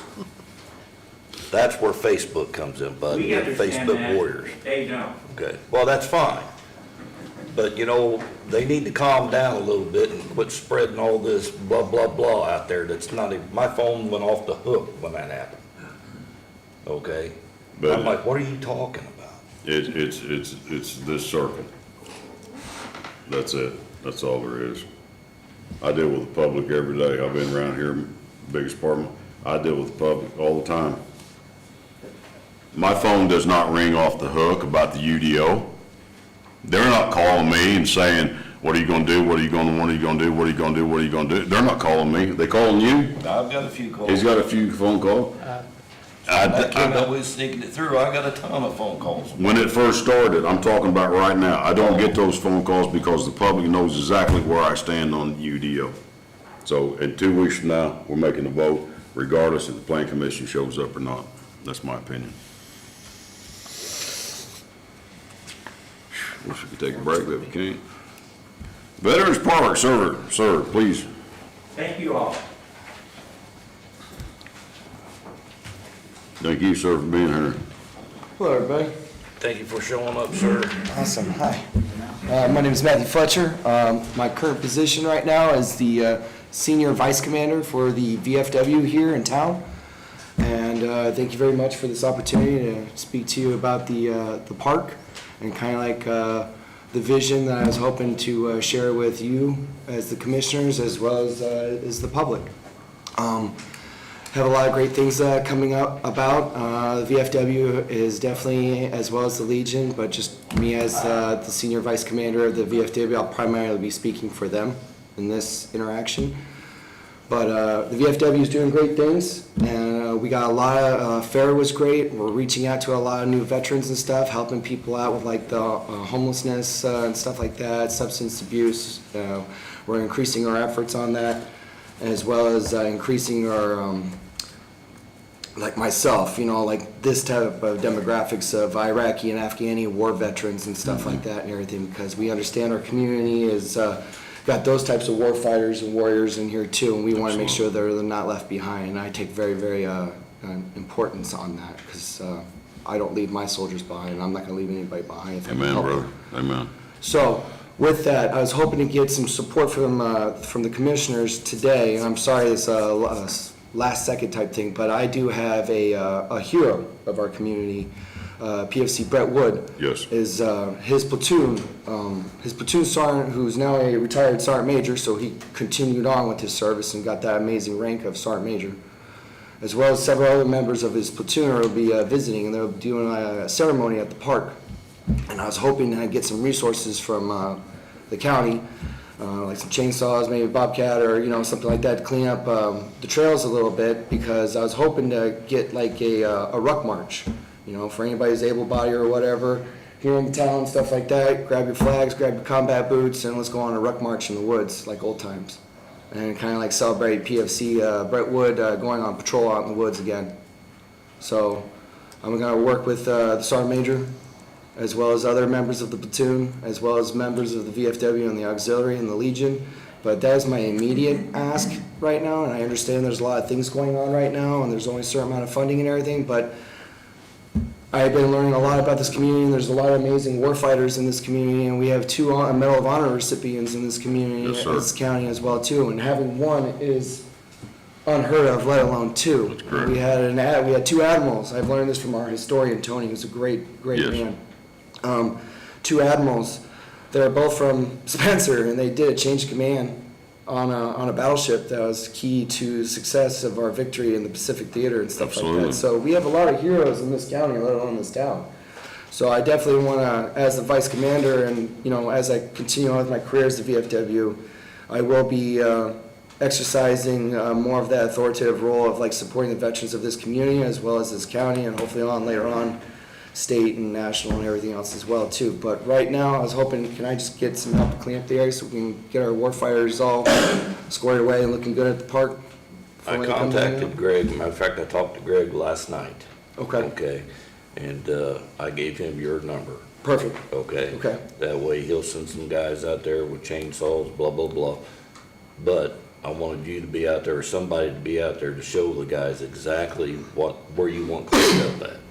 I'll be out there leading the patrol, so to speak. Okay, so Greg, you have his number? I do, if he's got a minute after the meeting, I'll chat with him. Okay. Yeah, thank you very much, Greg. We'll get you some help out there. Other than that, working with the commissioners and stuff like that, and as well as community members, and I'm all about community based and everything else like that, and we're gonna just be looking forward, and we're gonna be doing the right thing. So other than that, thank you all very much for your time. I'm not gonna take any more of that. Other than that, veterans first all the way. Go ahead. Exact, Have they set an exact date and time? yet? When's the date that's? I'm trying to get a clarification on that because we're still dealing with full active duty personnel right now. There's a lot of things happening in the world right now, so Sure. orders are getting changed like that. So getting a head count confirmation as well as dates confirmation because Sergeant Major's retired, but some of the other guys aren't. They're still active duty, so So you have his connection? Yes, sir. Okay, so you two work hand in hand. absolutely. And I'm sure I'm speaking for all commissioners. There's nothing this board of commissioners won't do for our veterans. Understood. I appreciate that very much. We'll go broke over here before we, not take care of our veterans. I'll guarantee you that. And there is, I'm just, I will take this opportunity to say, this is kind of like a tier system, and I mean, like, it's not just the park. I mean, I want this community. I remember when I first joined the military, when the Twin Towers went down, and, I looked at my best friend, and I said, let's go, man. We were a sophomore in high school, and ever since then, at that point, you had the whole country at one point, let alone my hometown, that was like buying soldiers and sailors and Marines and airmen like sandwiches and stuff at Subway, or hey, thank you for your service, and not just because you got a cool hat on, but you can tell. And I definitely want to bring that love for country back to this town again. I'm sorry, getting a little emotional about You go it and ahead. everything, but That's fine, brother. but I think it needs to be understood like how important it is, because countries who take care of their veterans, the veterans will take care of the country. Always have and always will. That's history that proved that too. It is history. Well, we So, need to. Other than that, I'll go talk to Greg and make things happen, but thank you very much for your guys' ears, and thank you very much. And Anything Jesus you says, need, Lord, too. you get with Dave and Greg, and Dave will get with us, and if you need something from us, you just let us know. We're gonna make it happen regardless. Understood. Guaranteed. I'll get that little wish list and we'll break it up in quarters or year or whatever, but I definitely would put full pedal on the gas because, veterans are important. So thank you very much Thank you for your that. service, sir. Thank you. Appreciate it. Thank you, everybody. Okay, Greg, I'm sorry, you gotta be last. Area back, where they at? Sir, sorry, sir, come on up to, I'm not sure I want to go after him. well, area back, you guys have the flyer here. I appreciate you guys having me in again. I know it's been a while. I think it was December of '23 the last time I was here. You can take that on me. I just not made my circle back around until now, so I apologize about that. I'll try to make it quick. I know you guys are aware of Area Back and what we do, who we are, everything like that. My only question I think would be is, have any one of you, three of you, ever known anybody that had to be airlifted before? Okay, I don't remember. Not me. I Okay, know but somebody somebody who has, knew. yes. Okay. yes. And I believe they paid $100. It was, I think it was at the fair. He got in it, and you guys had a booth at a fair somewhere. Okay. And it was $100 a year, and it covered all the, if I remember, it's been years back. Sure, But I think it was $100 a year, and he got a little sticker or something he put on his car. sure. And then, Yeah. so, So that is the membership program. I don't know if anybody's aware of how much a flight costs by oh, chance. that's crazy. It's Couple dollars, anyway. just a few bucks, it's no big deal. It's kind of ironic the insurance was here today, because I was taking a lot of notes when they were talking as well.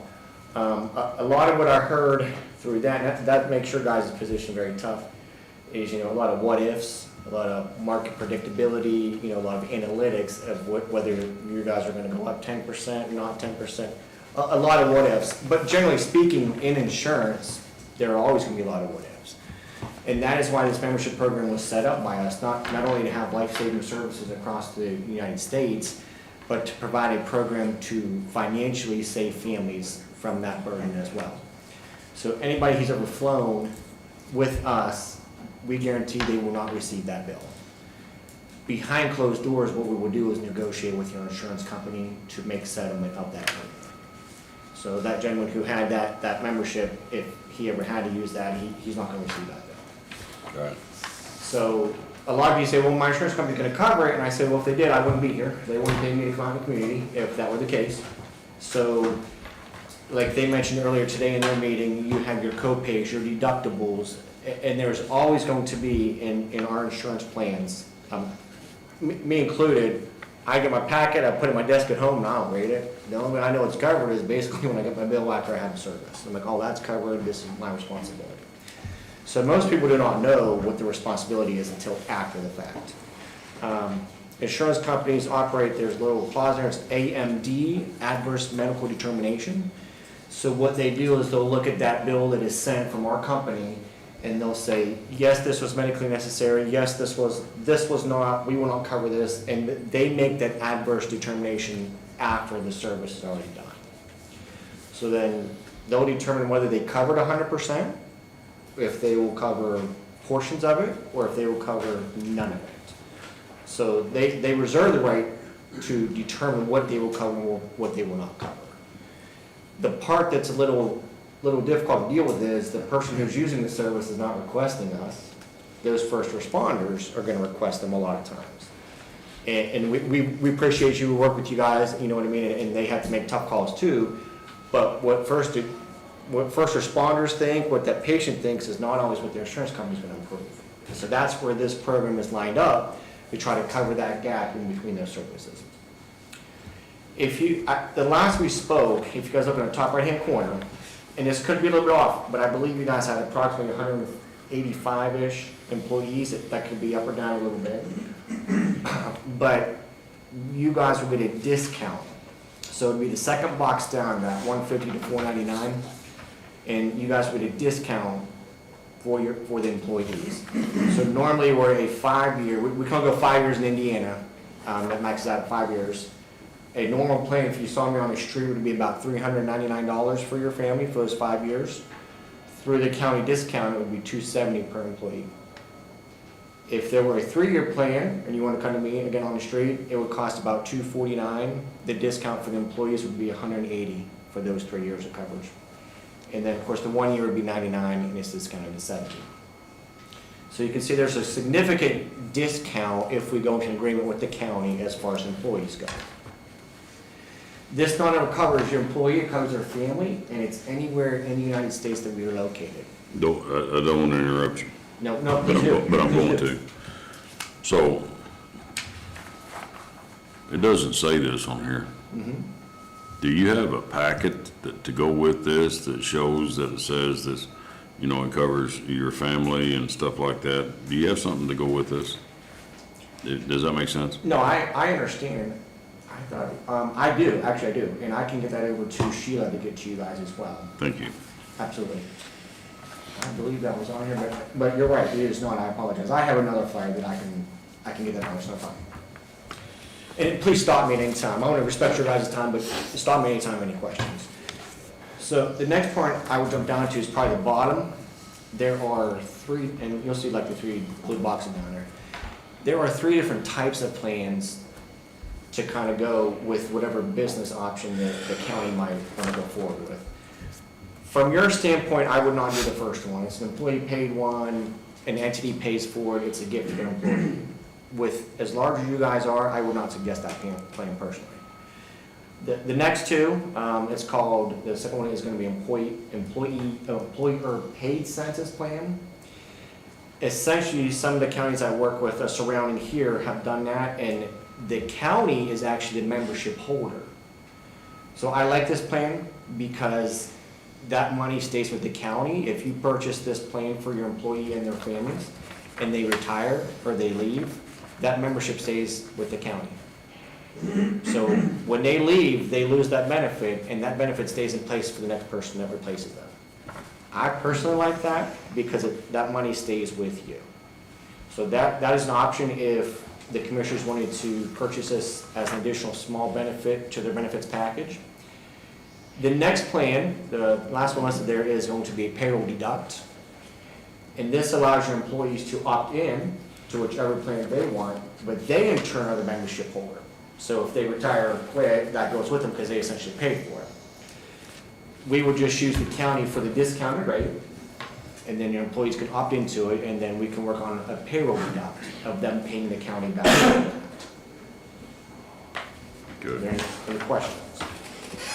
No, I just need the other information to go along with this, you know. It talks about It shows that the family member. the plan and stuff. Do you have a thing that, you know, shows the plan itself? As far as like the regular pricing would be on it, or? Yeah, I mean, the plan, what it covers, what it doesn't cover. It covers if we're called and we fly you, it's covered 100%. You will But- not receive that bill. Okay, but is there something that states that? It doesn't state this here. And, I mean, I don't see it, and I need to know about the family part too. It's not on here as well. Just a couple of things, that you. If you look right above where there's flexible plans are, there's 3 blue boxes.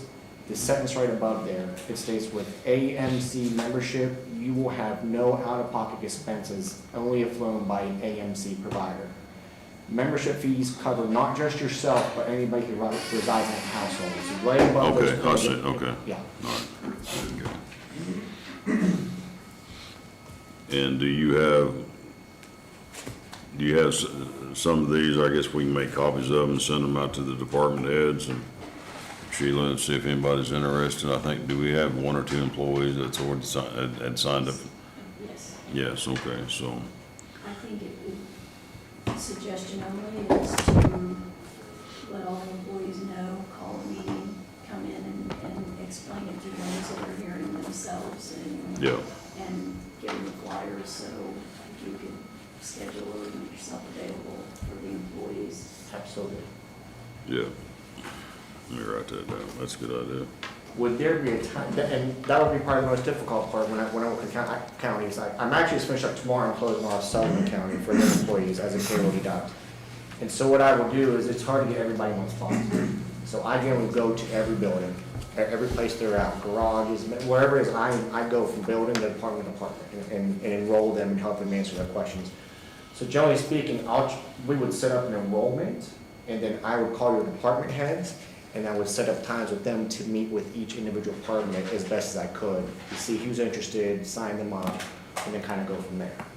So I don't know if you want to try to have everybody meet in a place, and I can do that, or if you'd want to just go for the enrollment, and I can meet with each individual department. I think we need to get the information out to all the department heads, let them look at them, let them make their decision. Every employee's gonna make their own decision. It's not gonna be up for us to make that decision for them, so.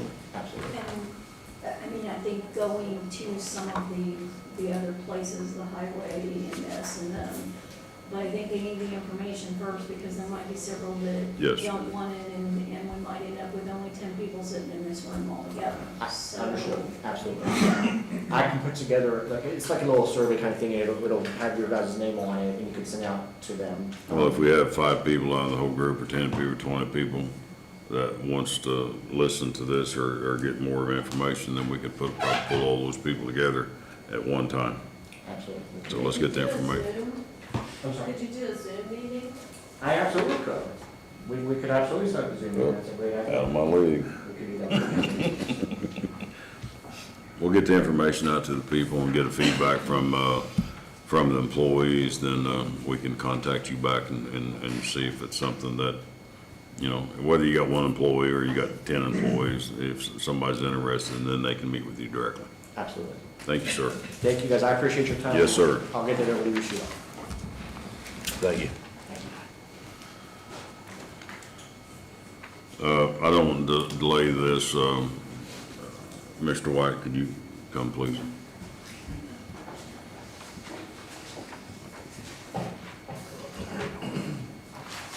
Yes, would you please come front?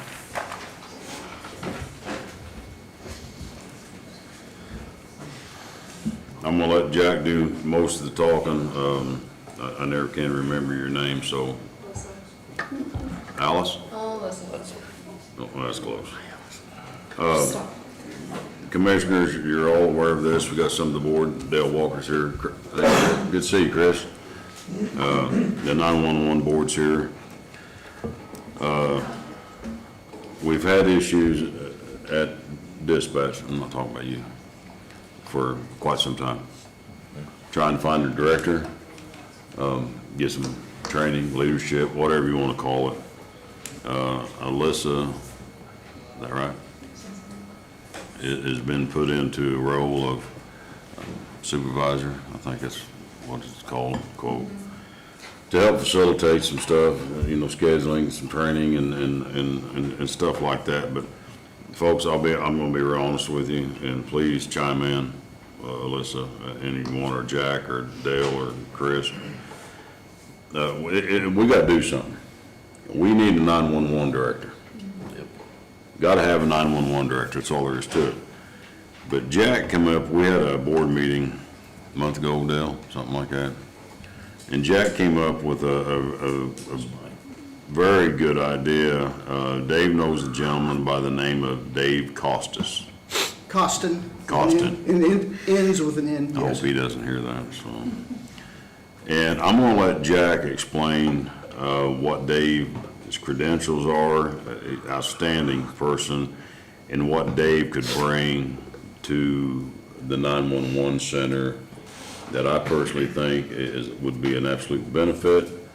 But to be honest with you, it's a need and it's a must. We've got to defend our 911 dispatchers and stuff like that. Go ahead, Jack.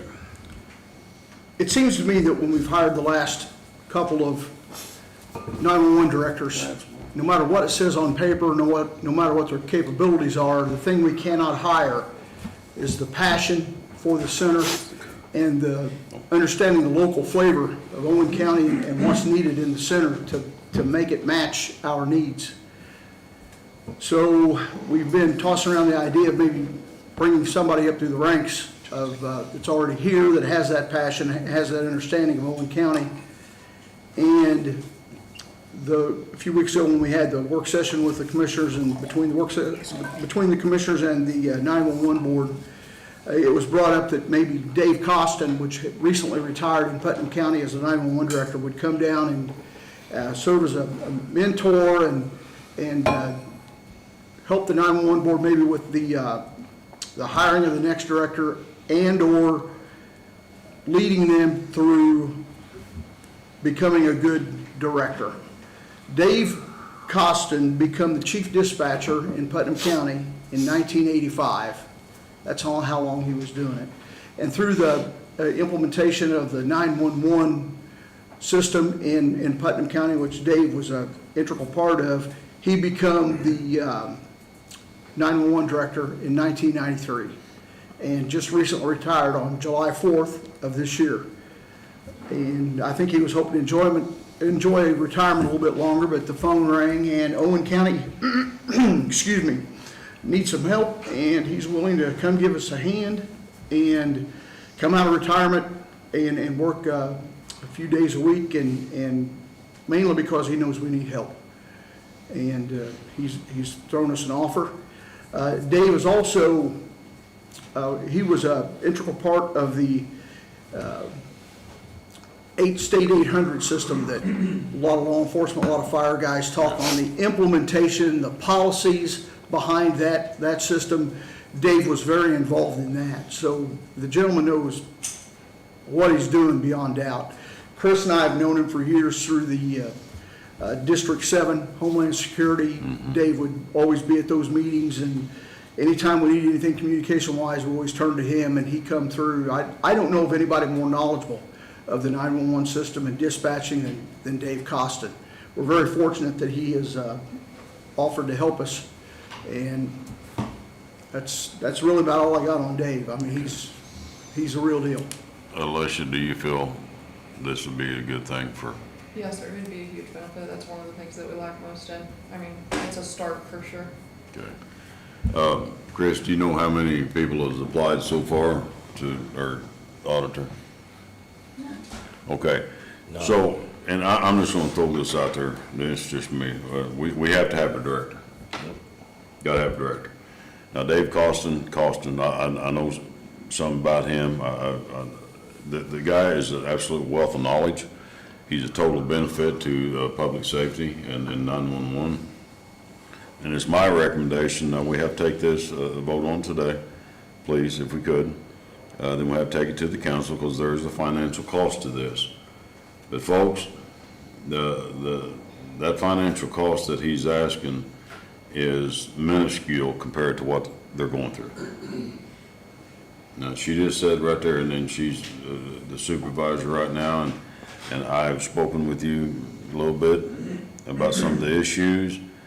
They need somebody down there that can help train, lead, detect things, make recommendations, and Dave, correct me, Dave is a no-nonsense type guy. He's not gonna be like, oh, well, you know, he's gonna throw his hands up because this one over here is saying this and this one's gonna say that. No, Dave's not gonna do that. Dave's gonna coordinate with you and the rest of the group to execute a plan to get dispatch up to where they need to be. Now, we have not had too many applications yet. Clarify, they just re-advertised through the state, and from that program, no applications have been. And when does this close? I believe it's September 15th. Okay, so I'm just speaking, this closes September 15th, and we take the applications, and the board along with Dave Costin will look at those applications. Correct, sir? That's my understanding. And he'll be a vital part of that process, interview process, or whatever, to find us a director. Now, with that being said also, well, let me back up then. I want to make a motion that we recommend Dave Costin, I don't know what to be. Consultant? Thank you. Consultant to the 911 dispatch center. And we need to take this to the council next Monday night, Sheila, if we possibly could, to get the funding for this so Dave could start immediately. Correct, Jack? Yes. And I know he's projected like maybe 3 months out there. He's also projected that he could stay longer if needed. Am I correct? Yeah, it'd be another contract after the Another first year. contract. This is a contract for a gentleman, and we need to present this to the council next Monday night. My recommendation is bring Dave Costin on board as a consultant for the 911 dispatch center. And that's through the end of the year, correct? Done by Christmas, he said. Okay. But we're getting kind of a late start, so we may have to just say, hey, Dave, can you hang over just a little bit? But that's my motion on the floor, is bring Dave Costin on board as a consultant 911 dispatcher. Do we want to dispense with the motion before we, because I've got a couple of questions, just. Go ahead with the question. Okay. So, Sam, Jack, where does he fit into the hierarchy structure down there? Is he, in other words, if she makes a decision, does it go through him first, or are they gonna do their thing and then he will consult from outside? I guess that's, do you understand what I'm asking? That hasn't been discussed, whether Dave will go through the 911 board or if he'll go through the Board of Commissioners. Okay. To the best of my knowledge, that question's not been asked or answered. So I don't know. I mean, that's not a deal breaker for me. I'd just like to know what the structure is, because we're gonna get a call at some point and it's gonna be this, you know, and I wanna know who to go to. If it's her, or if it's you, or if it's him. What you're paying Mr. Costin, I think you would go with his recommendation. You're right. I'm just saying, who do we talk to down there? Is it her, or is it him, or is it you guys? That's all I'm asking. I just wanna know who we contact. I don't wanna get in anybody's way. I think you guys would be in contact with Mr. Costin. Okay, good enough. All right. I'll second that motion. I agree. All in favor? They'll bring Mr. Costin on board. We'll go to the council next Monday night for the funding for this. I think it's a win-win situation. I think it's a win-win situation for the community. This guy's a wealth of knowledge. I know Sam said that he's all business, but he's also, from any time that I've dealt with him, he was always professional. He's patient. He's kind. He's an easy guy to work with. He's not difficult at all. Yep. So, would you agree with that, Chris? Okay. Ben. I think you made a good decision. Yeah, I think too. Thank you. Anything else? I had something else, but I forgot, but that's okay. I think. Won't be far if you need it.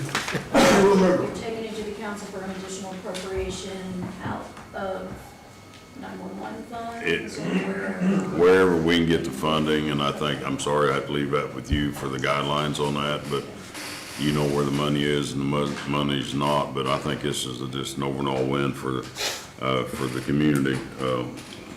Dispatch has been, they've had their issues, and it's time that, I mean, we're here to support you 100%, always have been, but I think Jack reaching out to Dave and Dave saying, yeah, he's willing to help, that's a windfall for this county, for this community, so I'm looking forward to that. Good job, guys. Yes, excellent, Jack, thank you for reaching out to Dave, and tell Dave, reach out to him, and thank from the Board of Commissioners and the rest of the community, thank you for his help. Sheila, I'm gonna kind of turn this next one over, the opioid funds review, additional settlements pending. It says Kroger and Purdue. I'm gonna kind of turn this over to you, because I know you got a little bit insight about more money that's coming. And also about, we need to establish with anybody who's interested in some of these funds. Chris sent, I don't have his thing in front of me, his letter of what he could use money for. And I think that your letter that you sent was top-notch, very professional, I appreciate that. But you made a statement in there in that letter, and don't quote me on exact words, that it needs to be used for what it needs to be used for, so to speak, you know what I mean? We're getting all this money, a lot of money back from opioid settlements and stuff like that, and what was the words that you used in it? I can't recall. I'm trying to pull up the email right now.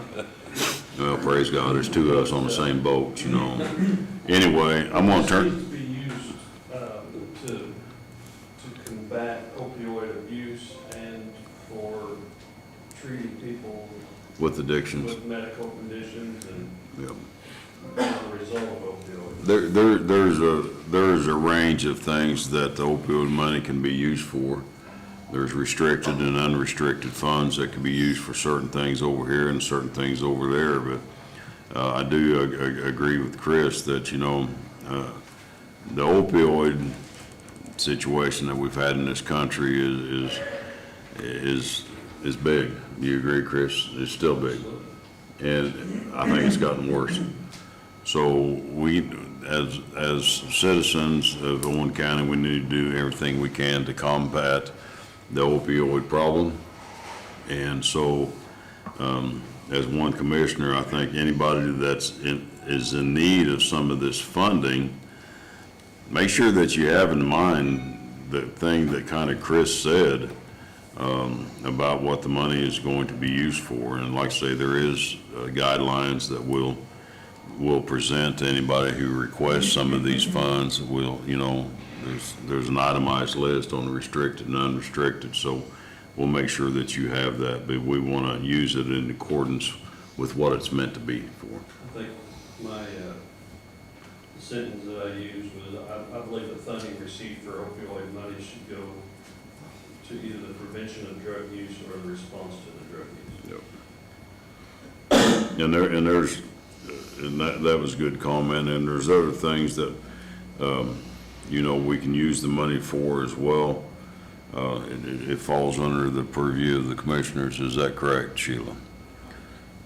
So we're going to listen to the needs of the people, anybody that, you know, comes to us with a request to help. You know, we allocated some money to EMA for disaster, much needed program, and I'm thankful that we did that to help Jack and to help the community. Sheila, I'm gonna turn it over to you for the rest of what I don't know. So when it all originated, we to date have received $354,000, I think, in total. Just had to do an annual report that is due today. I did get it submitted on Monday. We have been informed that there are 2 more settlements that have been agreed or reached to. One is Kroger and one is Purdue. We will know supposedly by the end of the month. They haven't given exact dollar amounts, but they are saying that it will be more than what we had originally received. Current balance in the restricted fund is $120-some thousand. Portion of that, or the annual portion, is $77,000 is reserved for the DARE projects. The past commissioners had a committee, actually one commissioner, and there were half a dozen people that put in requests. The probation department and 911 give their portions to the sheriff's department. They each got an amount. Chris still has some funds remaining, as well as the coroner. I had told the coroner last week during budget hearings and that right now the commissioners are putting a hold on stuff because we need to see how much the new monies are gonna be. And again, just like Chris's letter, they need to be more direct, they need to involve more, and again, the DARE program obviously is number Absolutely. one. So you know you're gonna need that $70,000 off the top. When that position was approved by the council with the sheriff, it was agreed that when the funding ended, that with that it would be looked at as picking it up as a position because of its importance. I think a new committee needs appointed. I think you need to look at what is left out there and redirect and streamline them a little bit better. And again, that's your first step, is to get a committee going. And I have to report who the committee is. Of course, now it's still just the ones that have received the money, so you need to appoint one of you three or whoever you want to pick to be in charge of the committee to receive letters and recommendations and move forward at that point with appointing. My recommendation of the Board of Commissioners will be the committee. We'll receive letters or recommendation from department heads or whoever the case may be. This doesn't mean that we're ramrodding anything, but by no means just my opinion. I think the Board of Commissioners here have got a level head. I don't think we're going to do anything or approve any of these monies straight out of the gate until we've reviewed it in its entirety and thought through the process and talked amongst ourselves about this. That's my opinion on that, Commissioner. What about yourself? Is that presumable? I mean, is that okay? Does the committee have to have a mix, or No. does it say? However you want to handle it as the committee, if you want letters sent to you and that kind of stuff, and then call meetings and review them. As long as there's only parameters on it, I'm good with that. I checked in my understanding, there is no parameters on it, and I'm not leaving anybody out. I don't want to mean it that way. But I think the Board of Commissioners, because the funds falls under the Board of Commissioners. We have people like Jack White and Chris Lunsford, Dale Walker, Dispatch, and all types of department heads and everybody, that they can bring their letters to us, a recommendation. I think this Board of Commissioners can sit and go through those letters with whoever is bringing the recommendation, study it, go through it, and figure out, answer the questions that we may have. I think we got the talent up here to do that, and that's my recommendation. Yeah, I'm okay with that, sir. All in favor? 3-0. I can send out an email to multiple places with a list of stuff that is available. The other motion I need is, in order to apply for both of these settlements, we have to submit the request letter to get our name back in the hat. So I need a motion to electronically sign both of these. I'll make that motion. Got a motion on the floor to have Sheila sign the electronic documentation to receive the opioid funding from the Kroger in Purdue. I'll second that. All in favor? Aye. 3-0. Is that good? Okay. Sorry, Greg, you just have to wait. I think we're done. I gotta put my glasses on here. Additional appropriation. Do what? Additional appropriation. Commissioner, additional appropriation request. Come up with a dollar amount to propose to the council. If we would vote on it today, I can take it to them Monday night. If not, it will be the October 14th meeting. It will be presented. Okay, and that would be okay if it is presented in October, is that correct? Commissioners, following this meeting, and make sure I'm correct, Sheila, that we're going to stay over for administrative meeting. Okay, yeah, we talked about that. Right. We're gonna discuss some issues, and I want to table the additional appropriations request until our next meeting, then bring that to the council in October. Is that okay, Sheila, to do? Okay, You'll note that there will be some line items that will be in the red, but Yes. cash balances will not. Well, and thank you. The cash balances are good. We're good with the cash balances, and that's the most important thing at this moment, so, but I want to discuss some things with you commissioners after this meeting. Okay, Greg, now it's your turn. And I'm gonna go back while Greg's coming up here about the DARE officer. You know, I'm all about that, 100%. That's one of the best things we got going on in school, so I just want everybody to know that we're totally behind the funding of the DARE officer out of the opioid money. You agree with that? I agree. Okay, Greg. Howdy. Commissioners, what I'm handing you right now really doesn't have to have any decision for a while, but I wanted to get it in front of you. NDOT recently contacted me, and I sent you all an email in regard to a unofficial local detour. They will be closing US 231 south of Spencer in the spring to replace a concrete structure. Could take up to 90 days to do that. We have run the local routes in the area, and to be quite frank, commissioners, we've run into problems with local detours before. So I wanted to get this out to you earlier so you could look at the roads in the area, but my suggestion and my staff's suggestion would be is to run that local detour down Pottersville Road to Freedom into the town of Freedom. The road will be closed just south of Hancock School Road between there and Goose Creek and Dunn Road, and it would only be a local detour, and the road would of course be, we would sign it to folks in that general area open to local traffic only, but the local unofficial detour, gentlemen, I just like to have plenty of time to get a look and consider using Pottersville to Freedom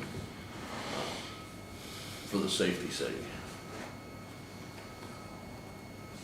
We're not even into the signature stage, but I want you guys to have plenty of time to take a look. So will this be happening after school closes? It'll be spring. So I'm sure school will be in I know that they say spring, but spring in Indiana can come in February, can come in July. progress, and we can have that discussion. We have some When's school out in spring? May. May the In May. 21st or something like that. May the 21st? Has Matt Floyd seen this? No, I just got it. Okay. So if school's out May 21st, and they say it's gonna take 90 days to do this, I suggest we how much bus traffic travels down 231? A lot. I say one thing that I can see, is that we probably need to contact NDOT and see that if they can do this after school closes. I'll have that discussion. And if it's 90 days, that'd give them the window to get it done before school opened up again. Understood. If not, we're gonna have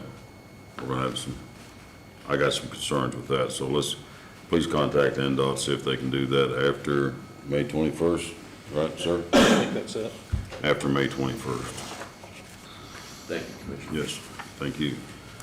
And you guys will take time to look at this, guys, and we got plenty of time. We have plenty of time, Yeah. but just in regard to any official local detour, anything close to that area, gentlemen, are narrow roadways, and Well- that's the reason I ask you for that consideration. Yeah, and with the narrow roadways and stuff, with the bus full of kids, stuff like that. Safety of our kids is paramount, and I think NDOT should probably be able to consider that. I'm sure they will consider that, That's Commissioners. good, thank you. So I know you're saying freedom, but it looks like to me there's a route here that people could take. Are they going to take that instead, probably? The only thing we could do, Commissioners, and we've run into this before, when you have your GPS, you pull up there with your phone is gonna tell you different routes to take. But what we've had, you know, a lot of road damage in regard to that. So if we go with the local route that is not in that general area and people could be directed to there, then we could post that so law enforcement could help handle the situation. And it wouldn't, local traffic will still be able to use those areas. Right. But of course, your phone's going to tell you Right. the easiest way around. Okay. But, you know, I'll use a perfect example. The other night, a traffic accident, and the amount of traffic that turned and tried to go up Rocky Top and around was a bad situation. Yeah, I agree. Well, we got some time on this, but yeah, I'd go ahead and reach out to NDOT ASAP and see if we can get their commitment to start this after school closes. I will work on that, Commissioner. Thank you. I just wanted to get that out to you early. Yes, appreciate it.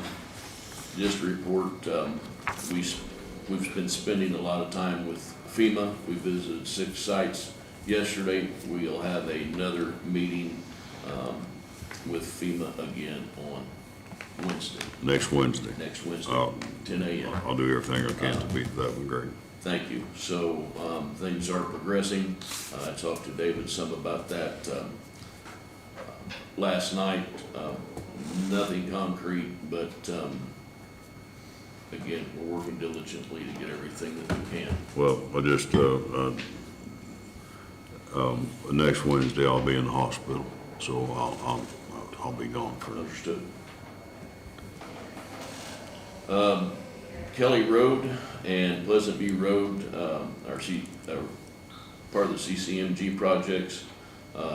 They have been completed and inspected. The only thing left to do there, Commissioners, and it will need done in-house, it wasn't part of the grant, is, you know, we need to go back with the road widener and put a berm on those roads with 53 stone at some point in time. And Greg, who inspects those when they're done? I do. Okay, thank you. And they're both, I was out on Kelly Road, and Pleasant View is done in its entirety as well? It is correct. Okay, good, thank you. How long will it take to put the berms on there? It goes down as faster than asphalt, so really it's only a 2-day process. For, you know, I'll say 2 days. You do have some travel time. We've always used our own trucks to do that, so it could be 2 days of road, but it doesn't take long. The road isn't closed. When are you thinking about doing the berms so we can, you know, so people, in case anybody calls?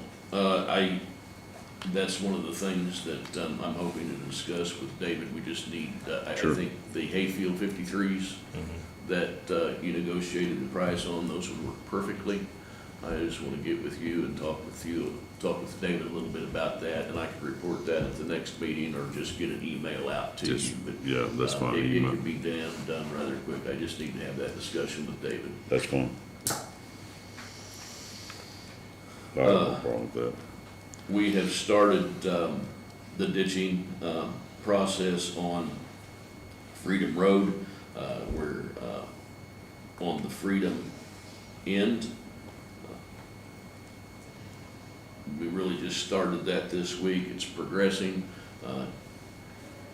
And I had spoken with EMB, and they are projecting to be in there sometime mid-October. With that being said, how many, we got Kelly and Pleasant View done, We're on, Freedom Road is next. Then how many more we got after that for this year? We just have the, street there in Freedom. Freedom, okay. Okay, thank you. I am still working on getting the bid packet out for the Little Flock Road project. FEMA is taking a great deal of time, gentlemen. They need, and Jack can clarify this, they need something, they need it right now. So been doing a lot of work with them, but we will get that out soon. But that, you know, I'm looking there as also a spring job. Okay.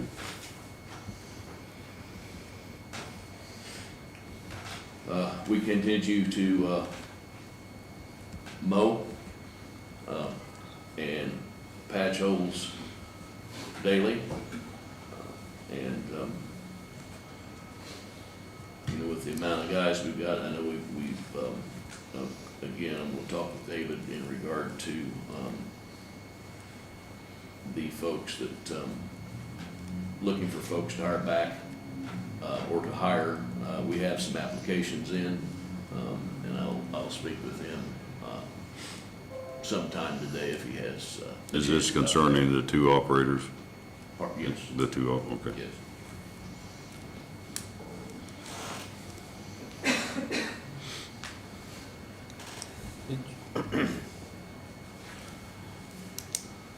Other than that, gentlemen, that's all I have for you right now. Sam, had you said anything about, taking the wood away once we're cutting the tree up? No, go ahead and bring that up, please. So Greg, and I don't remember, it was an email, I think, Sam, but anyway, Sam had mentioned that whenever we cut a tree, try to cut the limbs off, cut a tree down, whatever, is there any way we could haul that wood off at the same time while you're already there and just get rid of it rather than leave it lay? Because that's probably 20% of the road things that I hear is it's still laying there. I don't. Well, we probably need to address that a little more, gentlemen, in regard to what's left along the edge of the roadway. Highway department's not the only one that cuts trees. That's true. Utility companies, a lot of time will cut a tree, a lot of times, citizens, glad to have their help, will cut a tree. And, long story short, sometimes we know that that's done, sometimes we don't. It depends on what kind of situation we've got, whether I can make that happen. We have had, discussion, I had it with the guys the other day about making sure the, road was cut clear back to the right of way. Yes. And we are even going, I'm gonna tell everybody what paint we're using, but we're gonna use a specific paint to mark what we did, so we know that we did it. And when they say they did, where I could check to make sure that they did. Yes, that is something we could address, but sometimes it's tough to do depending on the situation, especially if it's a storm. Yeah, if it's a storm, I get it, but you know, if you're out mowing and you have to cut a tree down, if we could get it then, like you said, mark it so that you know it's you guys and not the utility company. Correct. Or not the, private citizen, because I've done it to you before. And I don't haul them off either, but I'll start. Well, no, and if somebody gives us a buzz, I mean, Yeah. we'll Right. try to work on that. But now, if it's an emergency situation, we're trying to get the roads open and move on, I totally get that, but it just may be something that we can add to our protocol at some point. We just need to make sure we're coming back and cleaning it up. Right. Yeah. Well, we had a situation, gentlemen, last night on Rocky Hill, and we had a tree that we knew cleaned up. There's already a crew out there today cleaning it up. We marked it, knew it had to be done. They're out there today doing it. So, I listened at the last meeting to the concern, and we're trying to address that. Okay. That's good, thank you. I think the next thing we got is, I've got to put these on because I can't see what I'm playing, is bridge inspections. Council? Yep. We have letters of interest on the bridge inspection work. There are 4 companies who have expressed interest. The companies expressing interest are United Consulting, HWC, DLZ Indiana, and Jansen Spons Engineering. Could you repeat the last one again? I'm sorry. Yes. Jansen and Spons Engineering.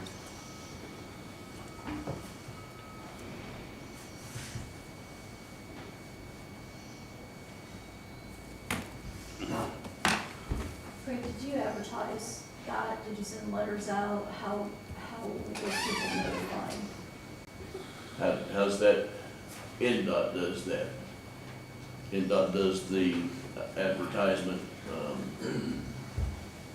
so it's sent out, it has to come to the Board of Commissioners, but the RFP's sent out, it's sent to NDOT, NDOT sends that out, they do the advertising. And they actually, I can't recall the lady's name, she actually told us what was advertised, what commissioners meeting that was back before.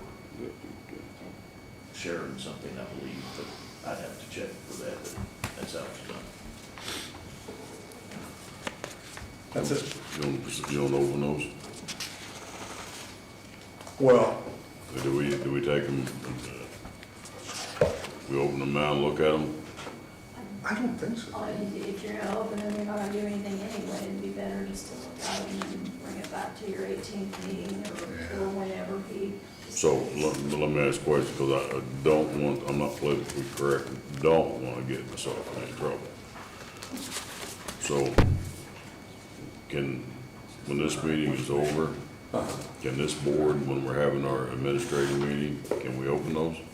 Or do we need to open them now and take a look at them? Because, I mean, I want to look at them myself. If you want to look at them now, I think you ought to look at them in this meeting. Good. You ought to open them now. Okay.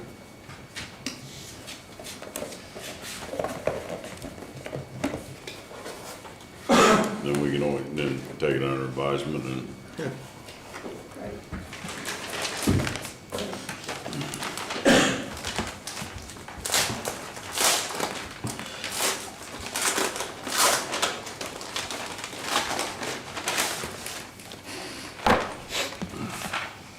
I'm just gonna skim through it, so I'm not gonna take a whole lot of time, but, the question again to the attorney. So we're opening these now, and we can table this till the next meeting, correct? Yeah. But we do have, the commissioners have the authority to take the next 2 weeks to go over this stuff and come to a decision, is that correct? I can't make, I don't wanna make a decision today till I've looked over this to see exactly what it says. Well, And, remember, these aren't actual bids. no, These are just expressions of interest in basically submitting bids in the future. yes, okay. But we're okay, I guess maybe I'm not asking the right question. There you go, guy. Am I correct in assuming that each one of these is certified by the state to do this kind of work? All of them? Yeah.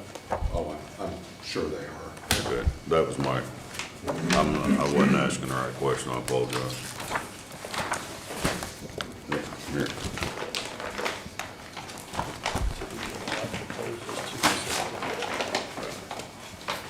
I guess what I'm saying is I want us to take the next 2 weeks to look at this and kind of get our ideas of what the scope they're saying here.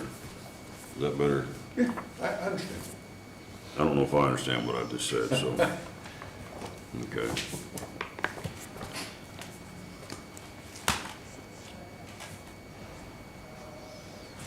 Let's see. 4 is all we have, correct? Yes. Okay, thank you.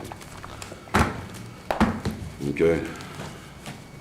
We don't need to move on anything like that, do we? No. On this? Okay. Greg, you got anything else, sir? I do not, Commissioners. Appreciate you, sir. Thank Yeah. you very much. I'll talk to you Department, afterwards. go ahead. Sorry, Norm. No, I'll talk to him afterwards. I got a couple of roads to let him know about. I'm not going anywhere. I need to stick around for a while. Thank you, Commissioner. Department heads or elected officials? Chris? I have nothing. Could you give us just a little rundown for the public to where we're at with the Doughboy thing? You guys, can you throw anything out there like where we're at and how's it moving along? And if you got, just for the public's information, Chris. Yeah, we had the county surveyor come and run some topographical, I guess, measurements of the area out there. Anything we want to do, we want to make sure it's ADA compliant. That's why we've got the ADA advisor on this committee with us. He was able to take those numbers. He's come up with a plan, or that topographical data. He's come up with a plan on how to solve a couple of our ADA non-compliance issues we have. We've talked with, had quite a few meetings, talked with an electrician about some lighting. We've looked at some different types of stone to use for monuments, and also to encapsulate the bottom of the Doughboy base.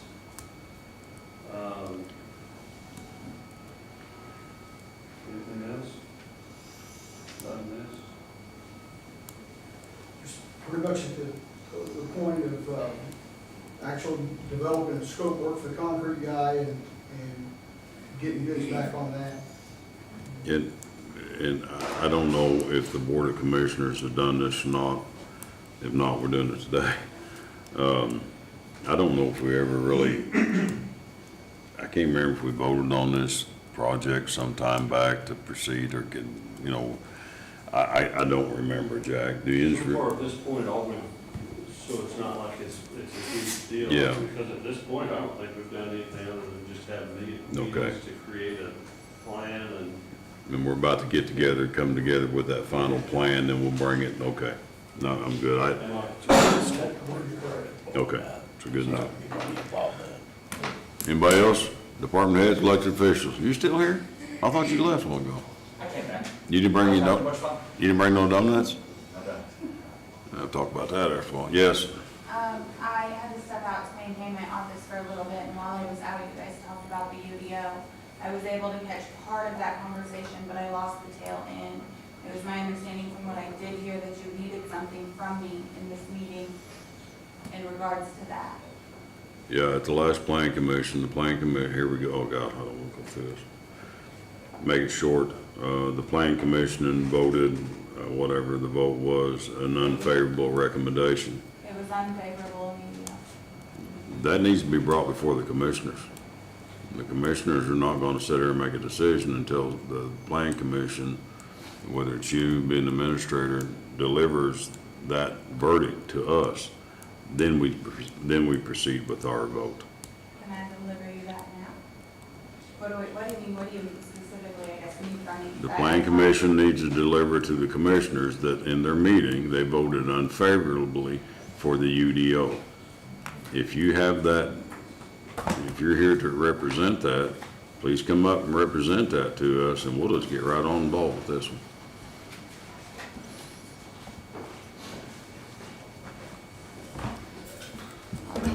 So the Plan Commission on August 19th had a meeting, and the vote was 6-0 to 1, unfavorable on the UDO, to bring that to you. So it's 6 to 1? 6-0 to 1, one was an abstention.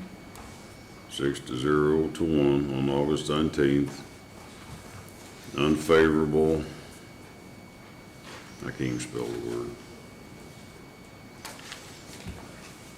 Recommendation on the UDO, is that correct? Yes. You guys got that?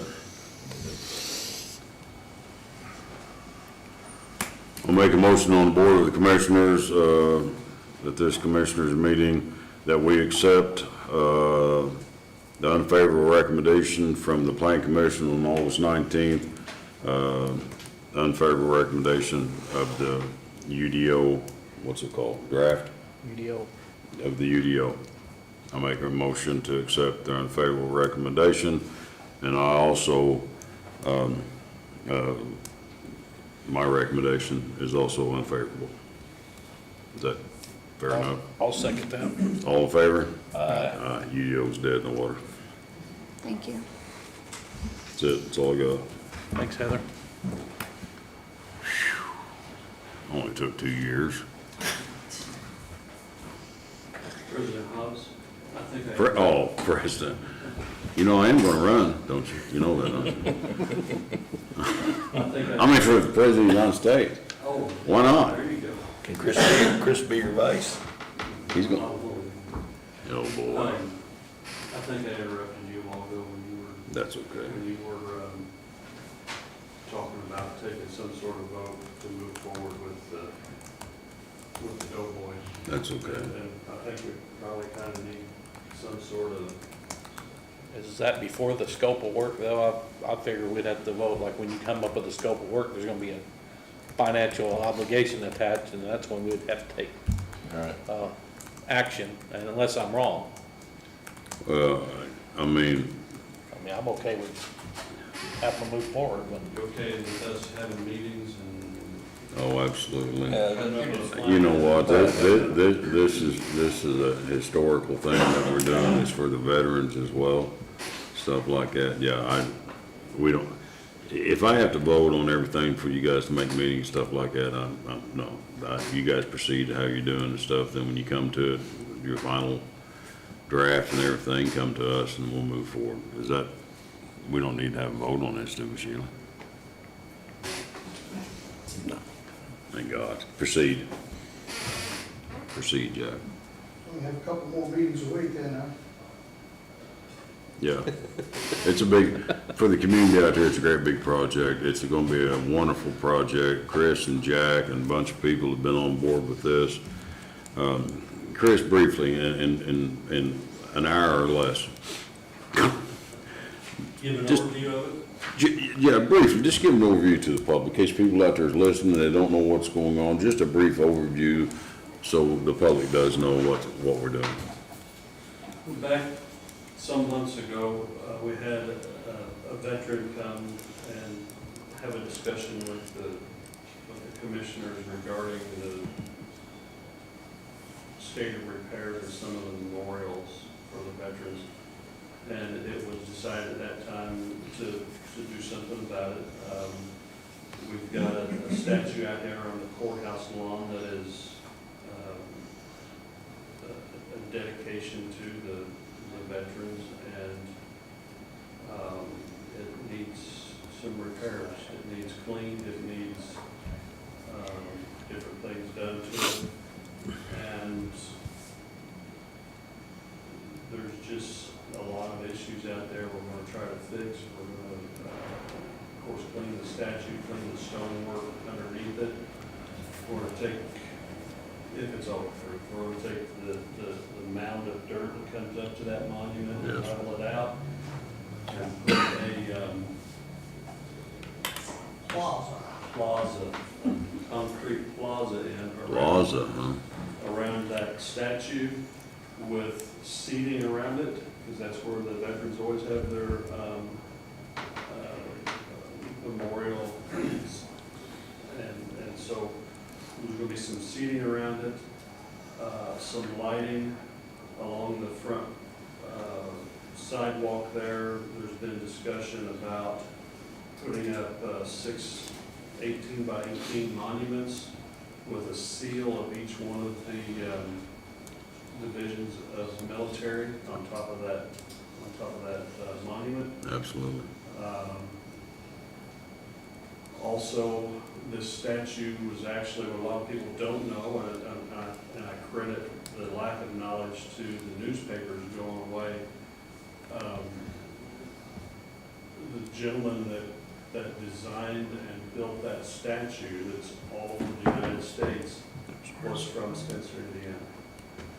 And we want to put a little plaque there to Absolutely. commemorate that, just so it doesn't get lost in history that that gentleman was from here.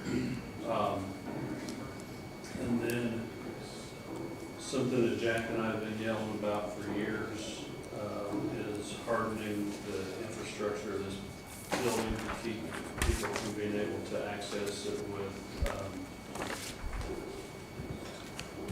vehicles coming and running into the building Sure. and stuff. So we're talking about putting in some landscaping ideas that will prevent people accessing off the street up into the yard with ill intentions. And that was a local gentleman too, Mr. Balt, who's got some local stone Yeah. that he's been cutting and then getting in. You found some stuff for not only the pedestals, but for the bollards or whatever you want to call them Yeah. as well. All local stuff, so it's good there. Jack's done an awesome job about putting a team together. Yes. People that know how to clean the stones. The gentleman that not only is a sculptor, but has training through the Smithsonian to do restoration on the statue itself. Yeah. Guy lives right here in Spencer. Awesome group of professionals that know exactly what needs to be done on this team. We also have the ADA compliance company that the county contracts with that's on board and helping us with drawings, making sure that whatever we do is ADA compliant.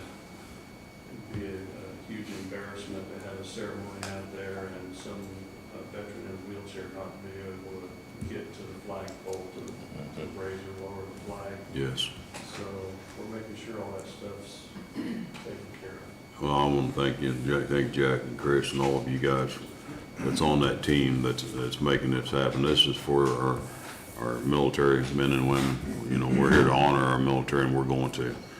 So, and I challenge, I don't know if for any contractor, individual, I don't care what you do, bridge company, jail company, road company, stuff like that, you know. When you're talking about the military, it doesn't make any difference what county you're in. Military is military. So I ask you and I implore you, please, this is going to be expensive. If anybody's got loose change, 50 cents, quarter, dollar, I don't care what you got, please go down to the Chamber of Commerce. No. Community Foundation. Community Foundation and see Janet Rummel. And take your loose change or dollar or whatever you got, please go down there and make a donation to this cause, because military is nationwide, so I appreciate that. Anybody else got anything? Mr. Walker? You, sir? All right, one question. Yeah, oh, yeah, there you go. If you can just clear it up for me. Little Flock Road. Was there a grant to repay that in Switchboard Road? I'm hearing conflict, people tell me different things. So Greg brought it up about FEMA and Little Flock, so I was just trying to get it. You want to answer that, Greg? I can't answer that. Little Flock Road was paved the first time, it was paved in two sections, it was a community crossing grant. Right. When NDOT closed 43, Yeah. there was enough damage done to Little Flock Road that the state of Indiana agreed to come back and redo Little Flock Road. Okay. In regard to Switchboard, I have no idea what you're speaking about. Okay. There's no contracts for Switchboard Road, nor have I known of any for Switchboard Road, but I can't speak to Little Flock. So, you know, when that's on the schedule for Little Flock, or waiting on FEMA, or? Actually, that's what I said, I hope that, I would like to see them do it in the spring. Okay. I don't want to see it do it this fall. There's some work out there that we need to do that before that happens. So I'd like to get it out for bid before then, but the work, we need a little bit more time to get some stuff done. Well, that cleared up, Because I just had different people tell me different things, so.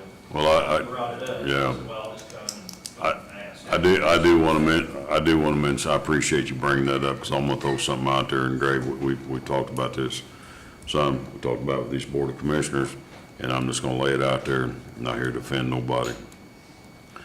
But I think Greg agrees, and I think Greg understands, the county is not in the paving business. Greg, you agree? I do. And this Board of Commissioners talk about this, and it's something else we're going to be talking about in an administrative meeting as well.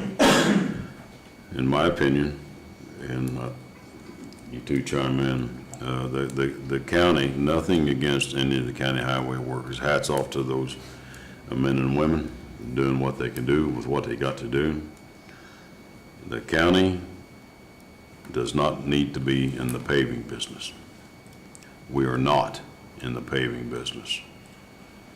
We've kind of got thrown out there here a couple weeks ago that, and I told Greg, and I've told these two Board of Commissioners, and we've talked, and I believe they agree. Tell me if you don't.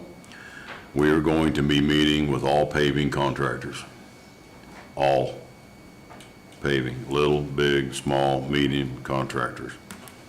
I do believe that with Greg and his crew, that they have enough on their plate, ditching and putting in culverts, fixing holes and stuff like that. So for you, sir, and I appreciate you bringing that up, there is a list of roads, and the road that you mentioned is one of them, that we're going to be meeting with paving contractors, and we're going to put out a scope of work, and we're going to give them a list of roads. They have roads, I have roads, Dave's got roads, and we're going to compile a list of roads, and we'll have it done here probably within a month. I want them to go out and bid on these roads. I want to know what it's going to cost this county to pave roads. And the reason I'm bringing this up is we went to budget hearings last week. We presented our request to the council for an additional $4 million to our county budget. And yes, some people kind of fell out of their chair over it, but you know what? It got passed. It got supported by the council. And the reason, and thank you, council, for those who supported this. Thank you, council, very much, because what it does is the commissioners came to the council and asked for $4 million strictly for paving roads, nothing else. Then the council supported it, and now it goes to the state. If the state passes it, hallelujah, that gives us $4 million extra if they pass it, or they may say, you know, $2 million. But all that is going to paving roads and paving roads only, nothing else. What it does, it creates us an opportunity, and I think the state is seeing this, that Greg and his crew go out, they ditch, put in culverts and stuff like that, and keep the general maintenance, if that's a good synopsis. And we get contractors coming here and pave, chip and seal, whatever we need to do, get that done. He does his part, they're coming right in behind us. The criteria to that is to make sure that we get this extra funding.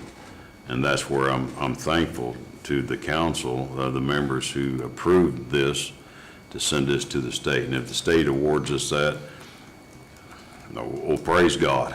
That's what I say. And if we get that extra money, you'll see a change in the county on the roads next year.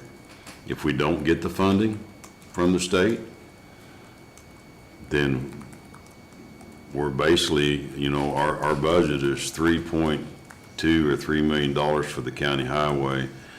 And when you break that down to what we pay in payroll, tires, wheel, gas, oil, lubes, all that kind of stuff, Joe Fry, the county councilman, he sat up here and he laid it out, and he come up to, don't quote me on this, Sheila, unless you know, I believe Joe stated that out of, you dissect all that money, we end up with less than $500,000 that's actually going to the roads.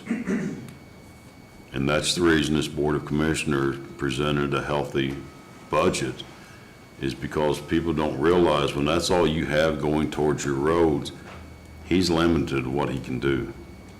So Once again, hats off to the council that approved this. I hope the state looks at this and gives us a good favorable recommendation. And for the public, you deserve paved roads. I've been to about every county. I've been out driving a lot and looking at these county roads. And it takes money, but we have to be financially responsible. We have had some issues in the past. I'm not going to dig up dead bones. Greg's very well aware of what transpired and the things that have happened. But this Board of Commissioners, we're not in the past anymore. We're here for the future. It's your tax dollars. The taxpayers have been getting nothing but crumbs when it comes to their roads, and I'm tired of it.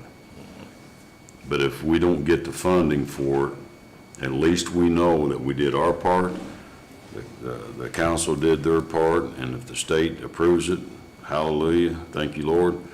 And if they don't, at least we did our part to get it to where it needs to be. So your road is on the list, along with probably another 150 roads. But $4 million for just simply paving, we pave a lot of roads. Oh, yeah. So there's where we're at with that. Now, before everybody thinks we're gonna get the $4 million, okay, you gotta remember the state has a formula that they use to figure out exactly how much money they can give Owen County. Now, where we're at, if we're way low, way high, I honestly can't tell you that. The state will figure that out.